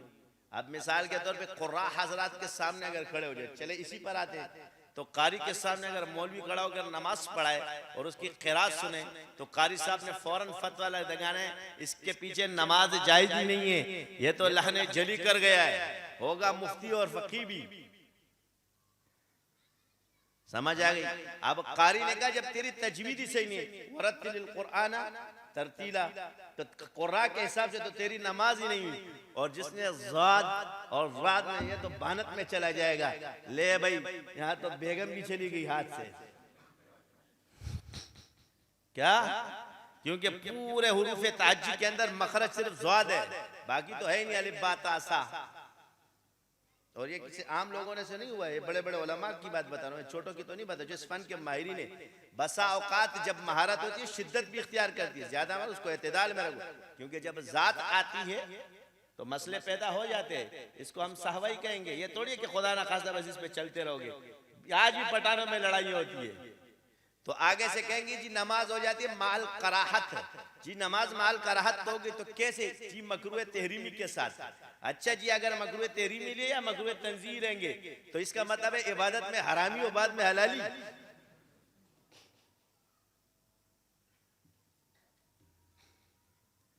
यानी नमाज में हराम कर लो, बाद में लौटा लेना ताकि हलाल हो जाए। ये कोई सी बात है यार? या तो तंजीही ले लो, तो जिसकी तबीयत करे पढ़ ले, जिसकी ना करे कराहत तंजीही है। तो मुराद अगर कराहत तंजीह बगैर सवाब के तो तंजीही में आएगा। तो जब तुम इसे मकरूह तहरीमी ले रहे हो तो बाबा जी यानी तुम कह रहे हो कि इबादत तो कर लो क्योंकि भले हराम है, भले मकरूह तहरीमी मगर कर लो फिर क्यों अकेला पढ़ ले जब तुमने इतना ही उसको यही चीजें डाली। ये कोई खाने पीने की चीज नहीं है, ये इबादत की बात है। और इबादत में जब बात माल कराहत की आ जाएगी इससे तंजीही मुराद बात, यहाँ तहरीमी नहीं है। बस पोइशो के पोइनेशवे झटका मारा। लेकिन चलो इमाम के नजदीक चलो इख्तिलाफ है फुकाहा का, और पीछे इमाम के एतकाद को तो मैं इसी को कह रहा हूं कि इमाम फरमाते हर फाजिर आदमी के पीछे नमाज हो जाती है, जायज है, होती नहीं, जायज फरमाया। और हुजूर ने फरमाया पढ़ो नमाज फाजिर के पीछे और नेक के पीछे। अब फाजिर को तुम फासिक कहोगे तो मैंने कहा जी बिदअती किस में आता है, फाजिर है या फासिक है? कहता है बिदअती होता है। गुनाह कौन सा है? कह रहे बिदअती होता है। यानी कुर्फ और शिकर से अलग एक बिदअत होता है। बिदअत किस में आता है पहले जवाब तो दो ना। फिस्क में आता है या फुजूर में आता है? जो तुम जिसको बिदअती कहते हो, अब अल्लाह के यहाँ बिदअती है कि नहीं तो पता नहीं है, तो हम कहते हैं ना कि बिदअती है। हमारे यहाँ बिदअती, अल्लाह के यहाँ भी बिदअती। समझ आई कि नहीं? तो लड़ाई हो रही है कि नहीं हो रही? क्योंकि ये फैसले तुम कर रहे हो। मसला ये नहीं, इन मसाइल को भी हम लोग जब बयान करते तो कम से कम इसको अर्ज क्या किया। मैंने सवाल आसान से किया, जवाब नहीं आया। क्यों नहीं आया? कि जब हराम है तहरीम में तो क्यों कर रहे हो?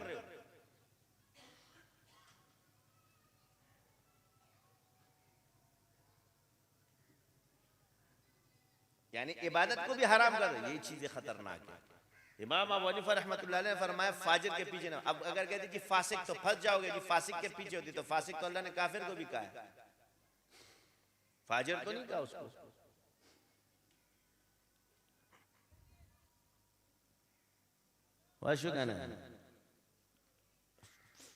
काफिर को अल्लाह ने फासिक कहा या फाजिर कहा?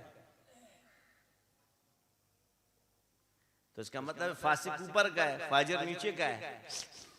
क्योंकि फिस्क को तो कुफर से भी मिलाया हुआ है, फुजूर को तो नहीं मिला हुआ है। कहीं आयत में है? तो बड़े के पीछे नमाज मानते हो, छोटे के पीछे नहीं मानते।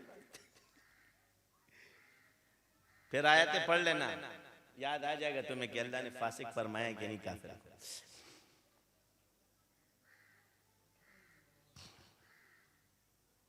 फ़अल्हमहा फुजूरहा व तक़वा। तो इस बातों में फिर फंस जाओगे। मैं ये नहीं कहता। हाँ, इमाम ने क्यों कहा? हुजूर ने फरमाया। क्योंकि इसी से साबित होता है कि कबूलियत अल्लाह के हाथ में है। वक्त में दाखिल होकर आपने नमाज इमाम की वजह से नहीं होगी, साबित होगी हुजूर ने पढ़ो नमाज फासिक के पीछे और मुत्तकी के कोई भी। तो इससे साबित हो गया कि नमाज इमाम की वजह से कबूल नहीं होती। हर इंसान की नमाज खुद ही कोई, ये सिर्फ एक इंतजाम के तौर पर है,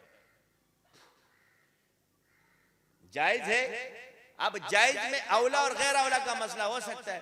मुत्तकी के पीछे अच्छी याद है और फासिक के पीछे जायज,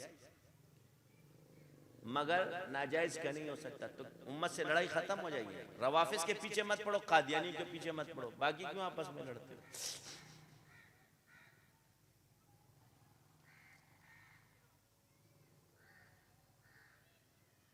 और शिया अगर कहते हैं कि हमें शिया मानो तो फिर असली शिया बन जाओ, या रावजियत को छोड़ दो, हम तुम्हें बना लेंगे।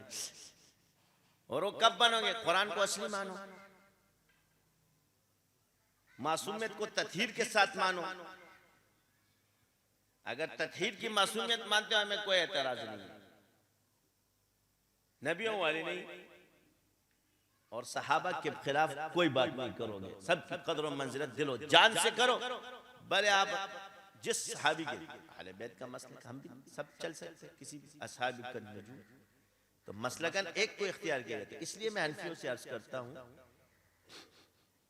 इब्ने तैमिया ने ये फरमाया, नववी रहमतुल्लाह अलैह ने ये फरमाया, ये हम्बली है, इसका फैज़ तुम्हें मिलने वाला नहीं, अपना सर मत कापाओ वरना आधे तीत और आधे बटेर। इमाम अबू हनीफा ने क्या फरमाया, इमाम मोहम्मद ने क्या फरमाया, इमाम अबू यूसुफ ने क्या फरमाया, इमाम जुफर ने क्या फरमाया, अब्दुल्लाह इब्ने मुबारक ने क्या फरमाया, असद बिन अमर ने क्या फरमाया।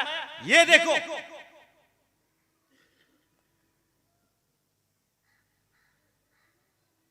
तब तुम्हें फैज आ जाएगा। मौलवियों में तुम देवबंदी हो, तुम देवबंदियों को देखे, बरेलवी अपने आप को देखे, मगर एक दूसरे को वो काफिर ना कहे। मसले ये फिर इसमें लड़ाई होती है, फंस जाओगे। जब तुम दूसरे के बड़े को बुरा भला कहोगे तो फिर तो दिफा होगा, फिर वो तुम्हारे बड़े को बुरा कहेगा। ये है चीजें। अभी हमें समझाने के लिए क्या आएगा, तो एक आदमी कहेगा इसको कुछ नहीं आता, तो जब कुछ नहीं आता तो फिर तू समझाएगा कैसे? क्योंकि उस कुछ आने के लिए एक ने कहा जी 0 और बटा 0। मैंने कहा जब 0 और बटा 0 हो गया तो पहले तो मुझे उस वक्त तक ले आओ ना कि मैं उस लिहाज से तखस्सुस कर लूं, फिर समझूंगा ना। तो अब तू मुझे समझाएगा तो तू जाएगा, क्योंकि तखस्सुस जब तू उला वाले को भी समझा रहा है तो तू इंसान का पुत्र ही नहीं है ना, फिर तू खुद ही अपने लोगों को नहीं मानता। तू तो मेरे को पहले PhD तो करा ना। जब मैं 0 बटा 0 हो गया, क्या हो गया? तो अब आपका समझाना फजूल है, वक्त का ज़िया है। पहले मुझे 100 तो दो ना, तब जाके समझाओगे जी आप 90% है, 100% है, तो 0 बटा 0 तो नहीं हो सकता। तो जब एक इंसान 0 भी हो जाए फिर बटा 0 हो जाए, तो जब दोनों तरफ से वो 0 हो जाएगा तो उसको समझाना फजूल है आपका, क्योंकि आपके नजदीक तो कुछ जानता ही नहीं। अब तो ये वाले बच्चा, मैं अपने बच्चे को यहाँ बिठा दूं, वो 0 बटा 0, उसको बोलूं बेटा रस्मुल मुफ्ती में यह है, मुकदमा शाही में यह है, फला में यह है, अशरफा में यह है। यही तो मैं तुम्हें समझा रहा हूं, समझ में नहीं आ रही, तो यही तकब्बुर होता है। मेरे नजदीक जाहिल अनपढ़ की अलामत नहीं है, याद रखना। मैं जाहिल किसको कहता हूं? मैंने 1000 दफा तारीफें कर चुका हूं, दोबारा करता हूं। जाहिल अनपढ़ आदमी को नहीं कहते, जाहिल आलिम बनता है। आलिम जाहिल नहीं होता, आलिम जाहिल बनता है। क्या? कैसे? जब वो जानता है उसूल, हर शे जानता है, फिर हक की मुखालफत क्यों कर रहा है, फिर हक का इनकार क्यों कर रहा है? तकब्बुर की वजह से। इसको जाहिल कहते हैं। अबू जहल इसीलिए कहा गया था, हुजूर को जानता था कि नबी है। अल्लाह ने क्या फरमाया? जाहिलों का बाप है हुजूर ने। क्या फरमाया? और वो जानते थे कि रसूल है मूसा अलैहिस्सलाम। क्या फरमाया मूसा अलैहिस्सलाम? क़ाला अऊज़ु बिल्लाहि अन अकून मिनल जाहिलीन। इल्म रखते हुए भी जब बंदा अंधेरे में हो, असल जाहिल ये है।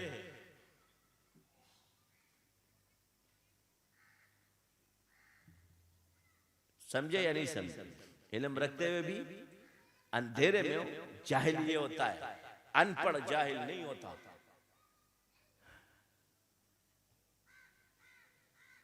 अब उम्मी का लफ्ज़ हम क्या करते हैं? तर्जमा जो करते हैं, हुजूर अनपढ़ थे, नऊज़ुबिल्लाह। साहबा अनपढ़ थे, अल्लाह ने कुरान में फरमाया, तूने तो किसी, अल्लाह ने कुरान में फरमाया कि उम्मीयीन में से मैंने एक नबी को पैदा किया। तुम उम्मीयीन में से एक नबी को, उम्मीयीन का क्या मतलब है? तुम लोग बिला तअल्लुम, जिसको अल्लाह इल्म दे। क्या? अनपढ़ जुदा चीज है, उम्मी जुदा चीज है।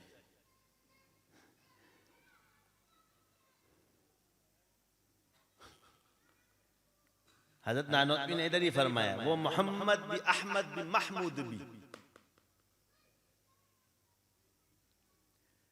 वो मोहम्मद भी, अहमद भी, महमूद भी सल्लल्लाहु अलैहि वसल्लम हुस्न मुतलक का शाहिद भी मशहूद भी, इल्म हिकमत में वो गैर महदूद भी, जाहिरन उम्मियों में उठाया गया।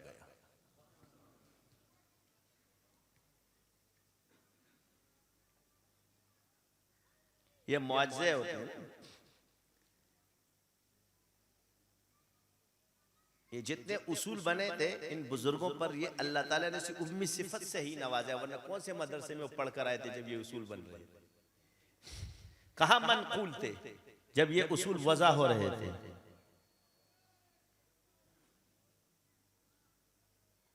तो वही उम्मी सिफत चल रही है। हम कहते हैं सल्लल्लाहु अलैहि नबीयिल उम्मी,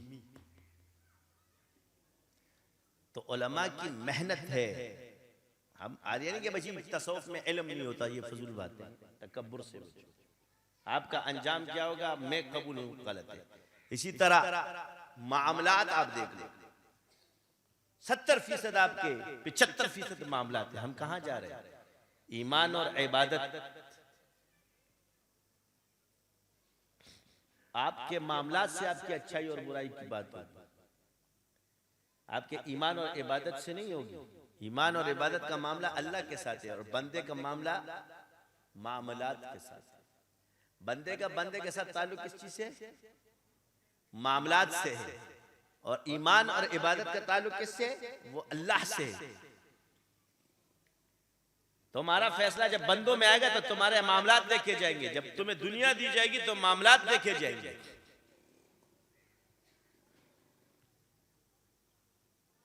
इसमें अब हम खुद देख लें। अब मैं मुद्दई हूं, बहन का हिस्सा हम खान साहबों ने तो ऐसे हड़प किया हुआ जैसे हलाल है। न किसी मौलवी को जज्बा उठता है, न किसी मुफ्ती को जज्बा उठता है। उठता है किस पे? वही बेहयाई फैल गई, फला फैल गई। यानी हमारे रिवायात पुख्तनों ने कहा ख्वाशी बसा का शरीयत में बड़े वो चीज जायज हो, मगर तुम्हारे यहाँ हो गया मौलवी ने मिजाज बना लिया। एक शरीयत है, एक मिजाज है। मसला तो यहाँ से खराब हो रहा है। भाई मिजाज बीमार आदमी हो, तुम्हें इजाजत दिए कि तुम्हारा ख्याल रखा जाए, मगर तुम्हारे मिजाज को शरीयत नहीं बनाया जा सकता। मसला तो यही है, माजूरी को दीन मत बनाओ। यही इनको गुस्सा आता है। तो आप मुझे बताओ कि एक चीज औला और गैर औला में, और एक चीज आधे दीन में, यानी फराइज आधा दीन है, उससे मैं ऐसे गाफिल हूं। बड़ा घड़ा छोटा भाई बाप भाई के साथ शरीक हो, कुछ अखलाकियात में है और कुछ फराइज में। तो अखलाकी एतबार से एक दूसरे की मदद करना। अब भाई का एहसान नहीं मानता, गैर का 2 रुपए का भी मानेगा। दुनिया अगर 100 रुपए दे दे उसको कहते हैं अल्लाह तेरा भला करे, बहुत अच्छा, और भाई हजारों रुपए देगा उसको बुरा भला कहेगा।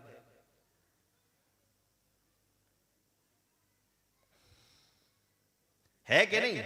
रिश्तेदारों में ये चीज, अगर वो उसको दुआएं दे, अल्लाह तेरा शुक्र है, तुम मेरा, अल्लाह तुझे जज़ाए खैर दे, तो मोहब्बत बढ़ेगी। इसलिए अखलाकियात के अंदर, इस्तेहसान के अंदर एक दूसरे, इससे माहौल सुधरता है। जैसे सास ससुर बहू और भाइयों के अंदर मामलात, पड़ोसी के अंदर मामलात, ताकि आप दूसरे के एहसान मानो। इसमें अपना हक मत जताओ। जब आप अपना हक जताते हो, यही आपका नुकसान है। यहीं से लड़ाई शुरू हो जाती है। क्योंकि ये लड़ाई क्यों होगी? क्योंकि जो अल्लाह ने नहीं रखी है फराइज में, तुम उसको अपने पर फर्ज करार दे दो, झगड़ा शुरू हो जाए। मगर एक इस्तेहसान, एहसान, उसमें एक दूसरे की मदद करना।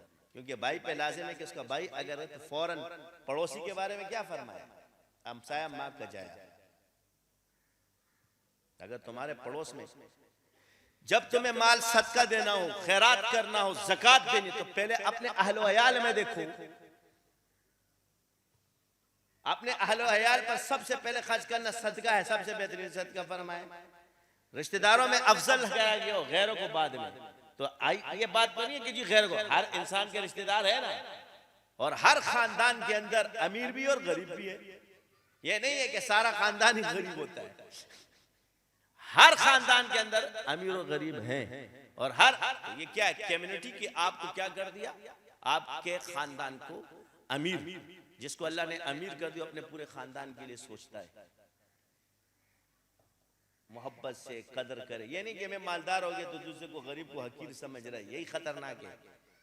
अब आप समझ आ गई कि अपने इल्म को बचाओ, अपने आप को तकब्बुर मत करो। अल्लाह ने अगर आपको नेमत दी, इस पे शुक्र अदा करो, और ये नेमत जिस तरह तुमने हासिल की एक दिन में दूसरे पे मुसल्लत मत करो। 25 साल की मेहनत, डंडा उठा लिया पे चल आज से तहज्जुद गुजार शेख अब्दुल कादिर जिलानी बनेगा और न छोड़ूंगा नहीं।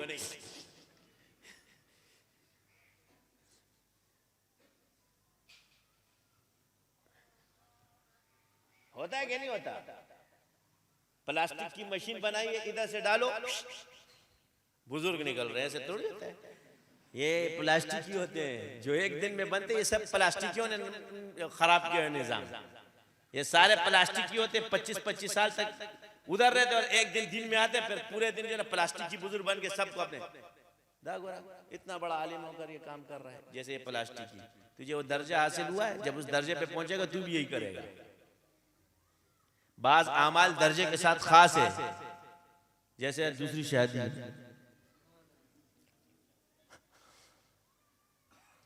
क्या हर आदमी के बस का काम नहीं है। जब दूसरी शादी होती है ना, फिर पता चलता है, फिर तीसरी, फिर चौथी, और बीवी तुम्हें बुजुर्ग बनाती, तुम उसको बुजुर्ग बनाना चाहते हो। जिसके जरिए तुम बुजुर्ग बनते हो, तुम उसको बुजुर्ग नहीं बना सकते। समझ गए?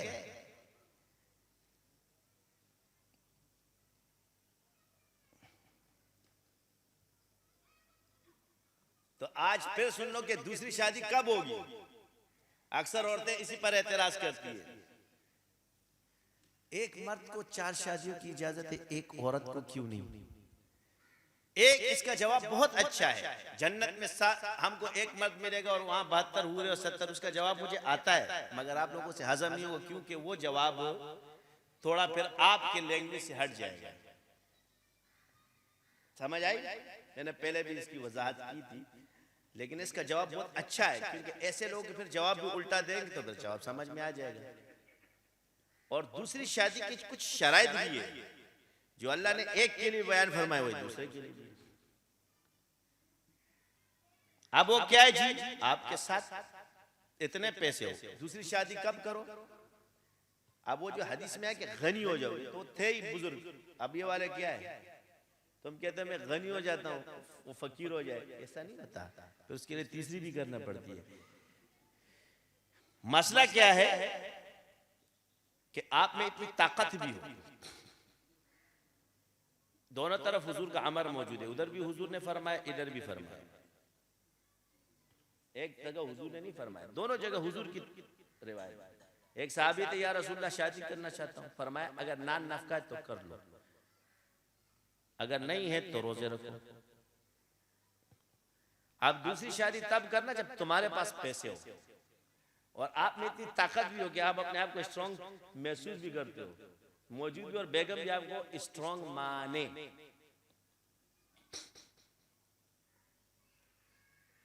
तब जाके आपको इजाजत है कि आप शादी करो, मगर अदल लाजिम है इसमें। अल्लाह ने यहां भी फरमाया अगर तुम अदल नहीं कर सकते तो फिर एक पे इक्तिफा करो, वरना नहीं तो फिर रोजे रखो, कोई बात नहीं। एक सहाबी थे, इस पर मैं दूसरी बात बता रहा हूँ, रोजे रखो फिर नफली। तो एक सहाबी थे, हज़रत उमर रज़ी अल्लाह तआला के पास एक खातून आती, फरमाती है ए अमीरुल मोमिनीन, मेरा शौहर बहुत अच्छा है। देखो फरमाया क्या? कहते दिन का रोजेदार है और रात का इबादत गुजार है, और मैं अपनी शिकायत वापस लेती हूँ। हज़रत उबई रज़ी अल्लाह तआला अन्हु उनके साथ बैठे थे, उबई बिन काब। तो औरत चली गई, हज़रत उमर रज़ी अल्लाह तआला अन्हु, एक सहाबा है, आप कहते हैं ना क्या है, जिनको आप अलैहिस्सलाम ने फरमाया कि मेरे बाद कोई नबी होता तो उमर होता, लेकिन वो सहाबी अभी 17 साल की हो, दूसरे गालिब छोटे हैं, उनसे कम उम्र में। तो कहा ए अमीरुल मोमिनीन, आपने इसकी बात समझी? और मैं अपने शौहर की तारीफ की है, शिकायत की है। इसका शौहर इबादतें करता है, इसको टाइम नहीं देता। इसके हुकूक अदा नहीं हो रहे उससे। ये देखो उस दौर में भी ये चीजें मौजूद नहीं कि खुदा को हराम कहो तुम इसको, बात खत्म हो गया। मसलों के हल हमारे लिए ये असहाब रसूल ने हमें बताया है।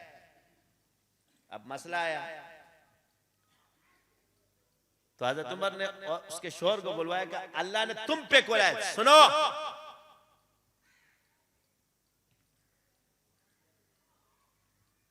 अल्लाह ने तुम पर खोला है तो जवाब भी तुम ही दोगे।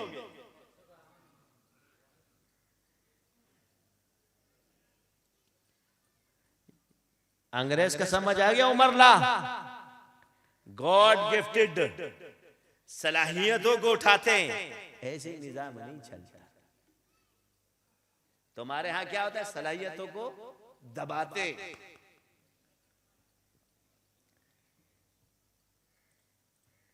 रगड़े हुए को रगड़े मत लगाया करो।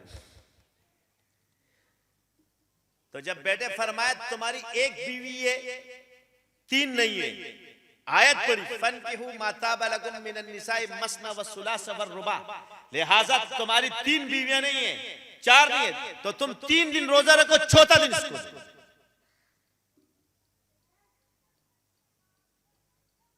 तो जिसको ज्यादा जरूरत हो तो फिर वो रोजे रखे, अगर नहीं होता पीर जुमेरात अय्याम। समझ आ गई? तो न होने की सूरत में रोजे रखे। तो औरतें कहती एक सुन्नत ही याद रहती है इनको, फर्ज भूल जाते हैं। तो हमारा जवाब यह होता है कि इस सुन्नत की वजह से तो गुनाह से बचते हैं, तो वो फर्ज पूरा करने के लिए ये सुन्नत जरूरी है।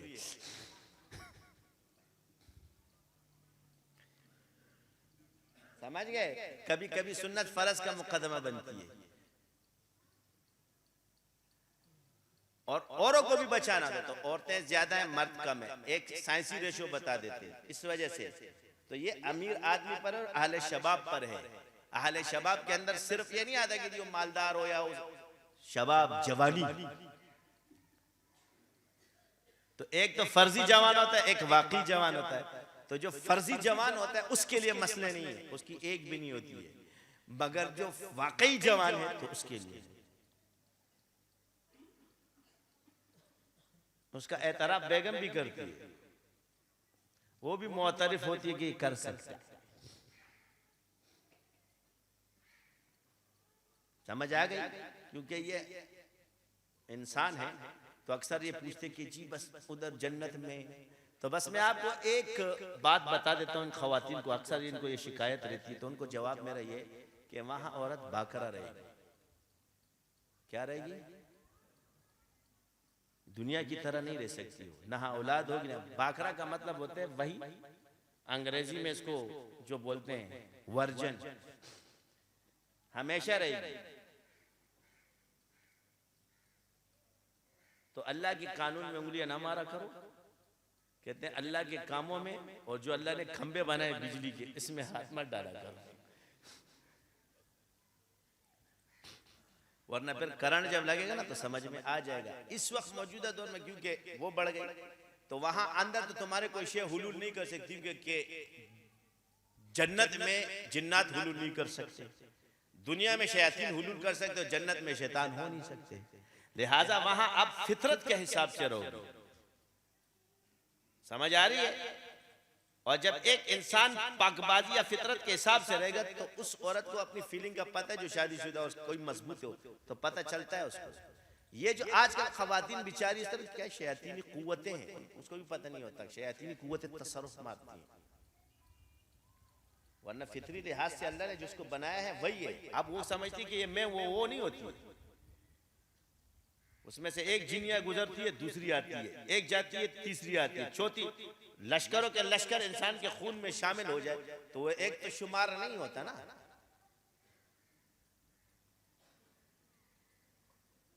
तो उसको एहसास नहीं होता। बसा औकात अल्लाह ने जिन्नात को ऐसी ताकत दी है कि आपके खून के अंदर दौड़ते हैं और आपको एहसास भी नहीं होता। यही चीजें आपको उभारती है, यही इसको मस करते हैं। और इसके जो नहीं ये वजह, इसमें आप उसको गालियां देना शुरू कर दो, ये असरात होते हैं। तो यहाँ के उससे कहती है, और यहाँ इसको ये पता नहीं कि मेरा जिस्म जो है ना वो जिन्नात का गढ़ बन चुका है। इसी तरह एक आदमी जब जिन्नाती होता है, कितने केस हमारे पास आए,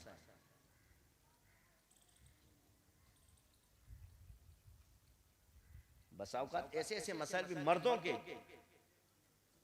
24-24 घंटे, 8-8-9 घंटे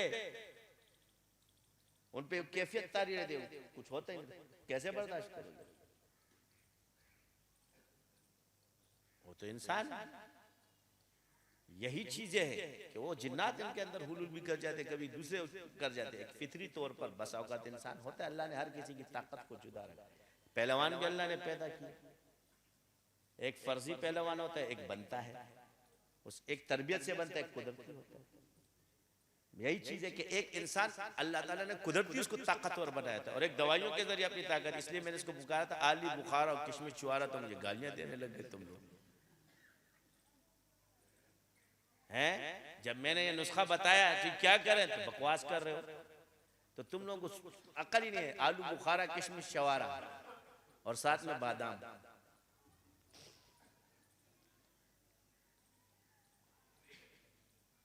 फर्ज है भाई, फर्ज क्या है? ये फर्ज है, इसको ऐसे भी फर्ज बोलते हैं। क्या बोलते हैं? लुगत में इसको लिखा है आपके फर्ज को। ऐसा वाला फर्ज नहीं कि गुनाहों से तुम्हें बचाए। तो ये चीजें हजरत थानी रहमत के जी रोजे रखो जी, हजरत रोजे रखे तो बढ़ जाती है। तो बढ़ने का मतलब क्या होता है? कंट्रोल हो जाता है। जब तुम रोजे रखते तुम कंट्रोल में आ जाते, शहवात या वसवास ज्यादा बढ़ना शुरू हो जाते हैं, मगर उस पर तुम गालिब हो जाते हो, फिर तुम जाते नहीं उस तरफ। इसका ये मतलब होता है वो चलते चलते ऐसे हो जाओगे कि तुम्हें फिर वसवसे नहीं आएंगे। अब यही फर्क है कि वसवसे और नियत का फर्क पता नहीं होता। फिर कहते जी मैं अल्लामा वहीदुज़्ज़मा बैठा हूं। एक है वसवसे आना और एक है नियत खराब होना, इसमें फर्क है। बस ये समझ लो, जान जाओगे। सुब्हानकल्लाहुम्मा व बिहम्दिका अशहदु अल्ला इलाहा इल्ला अंता अस्तगफिरुका।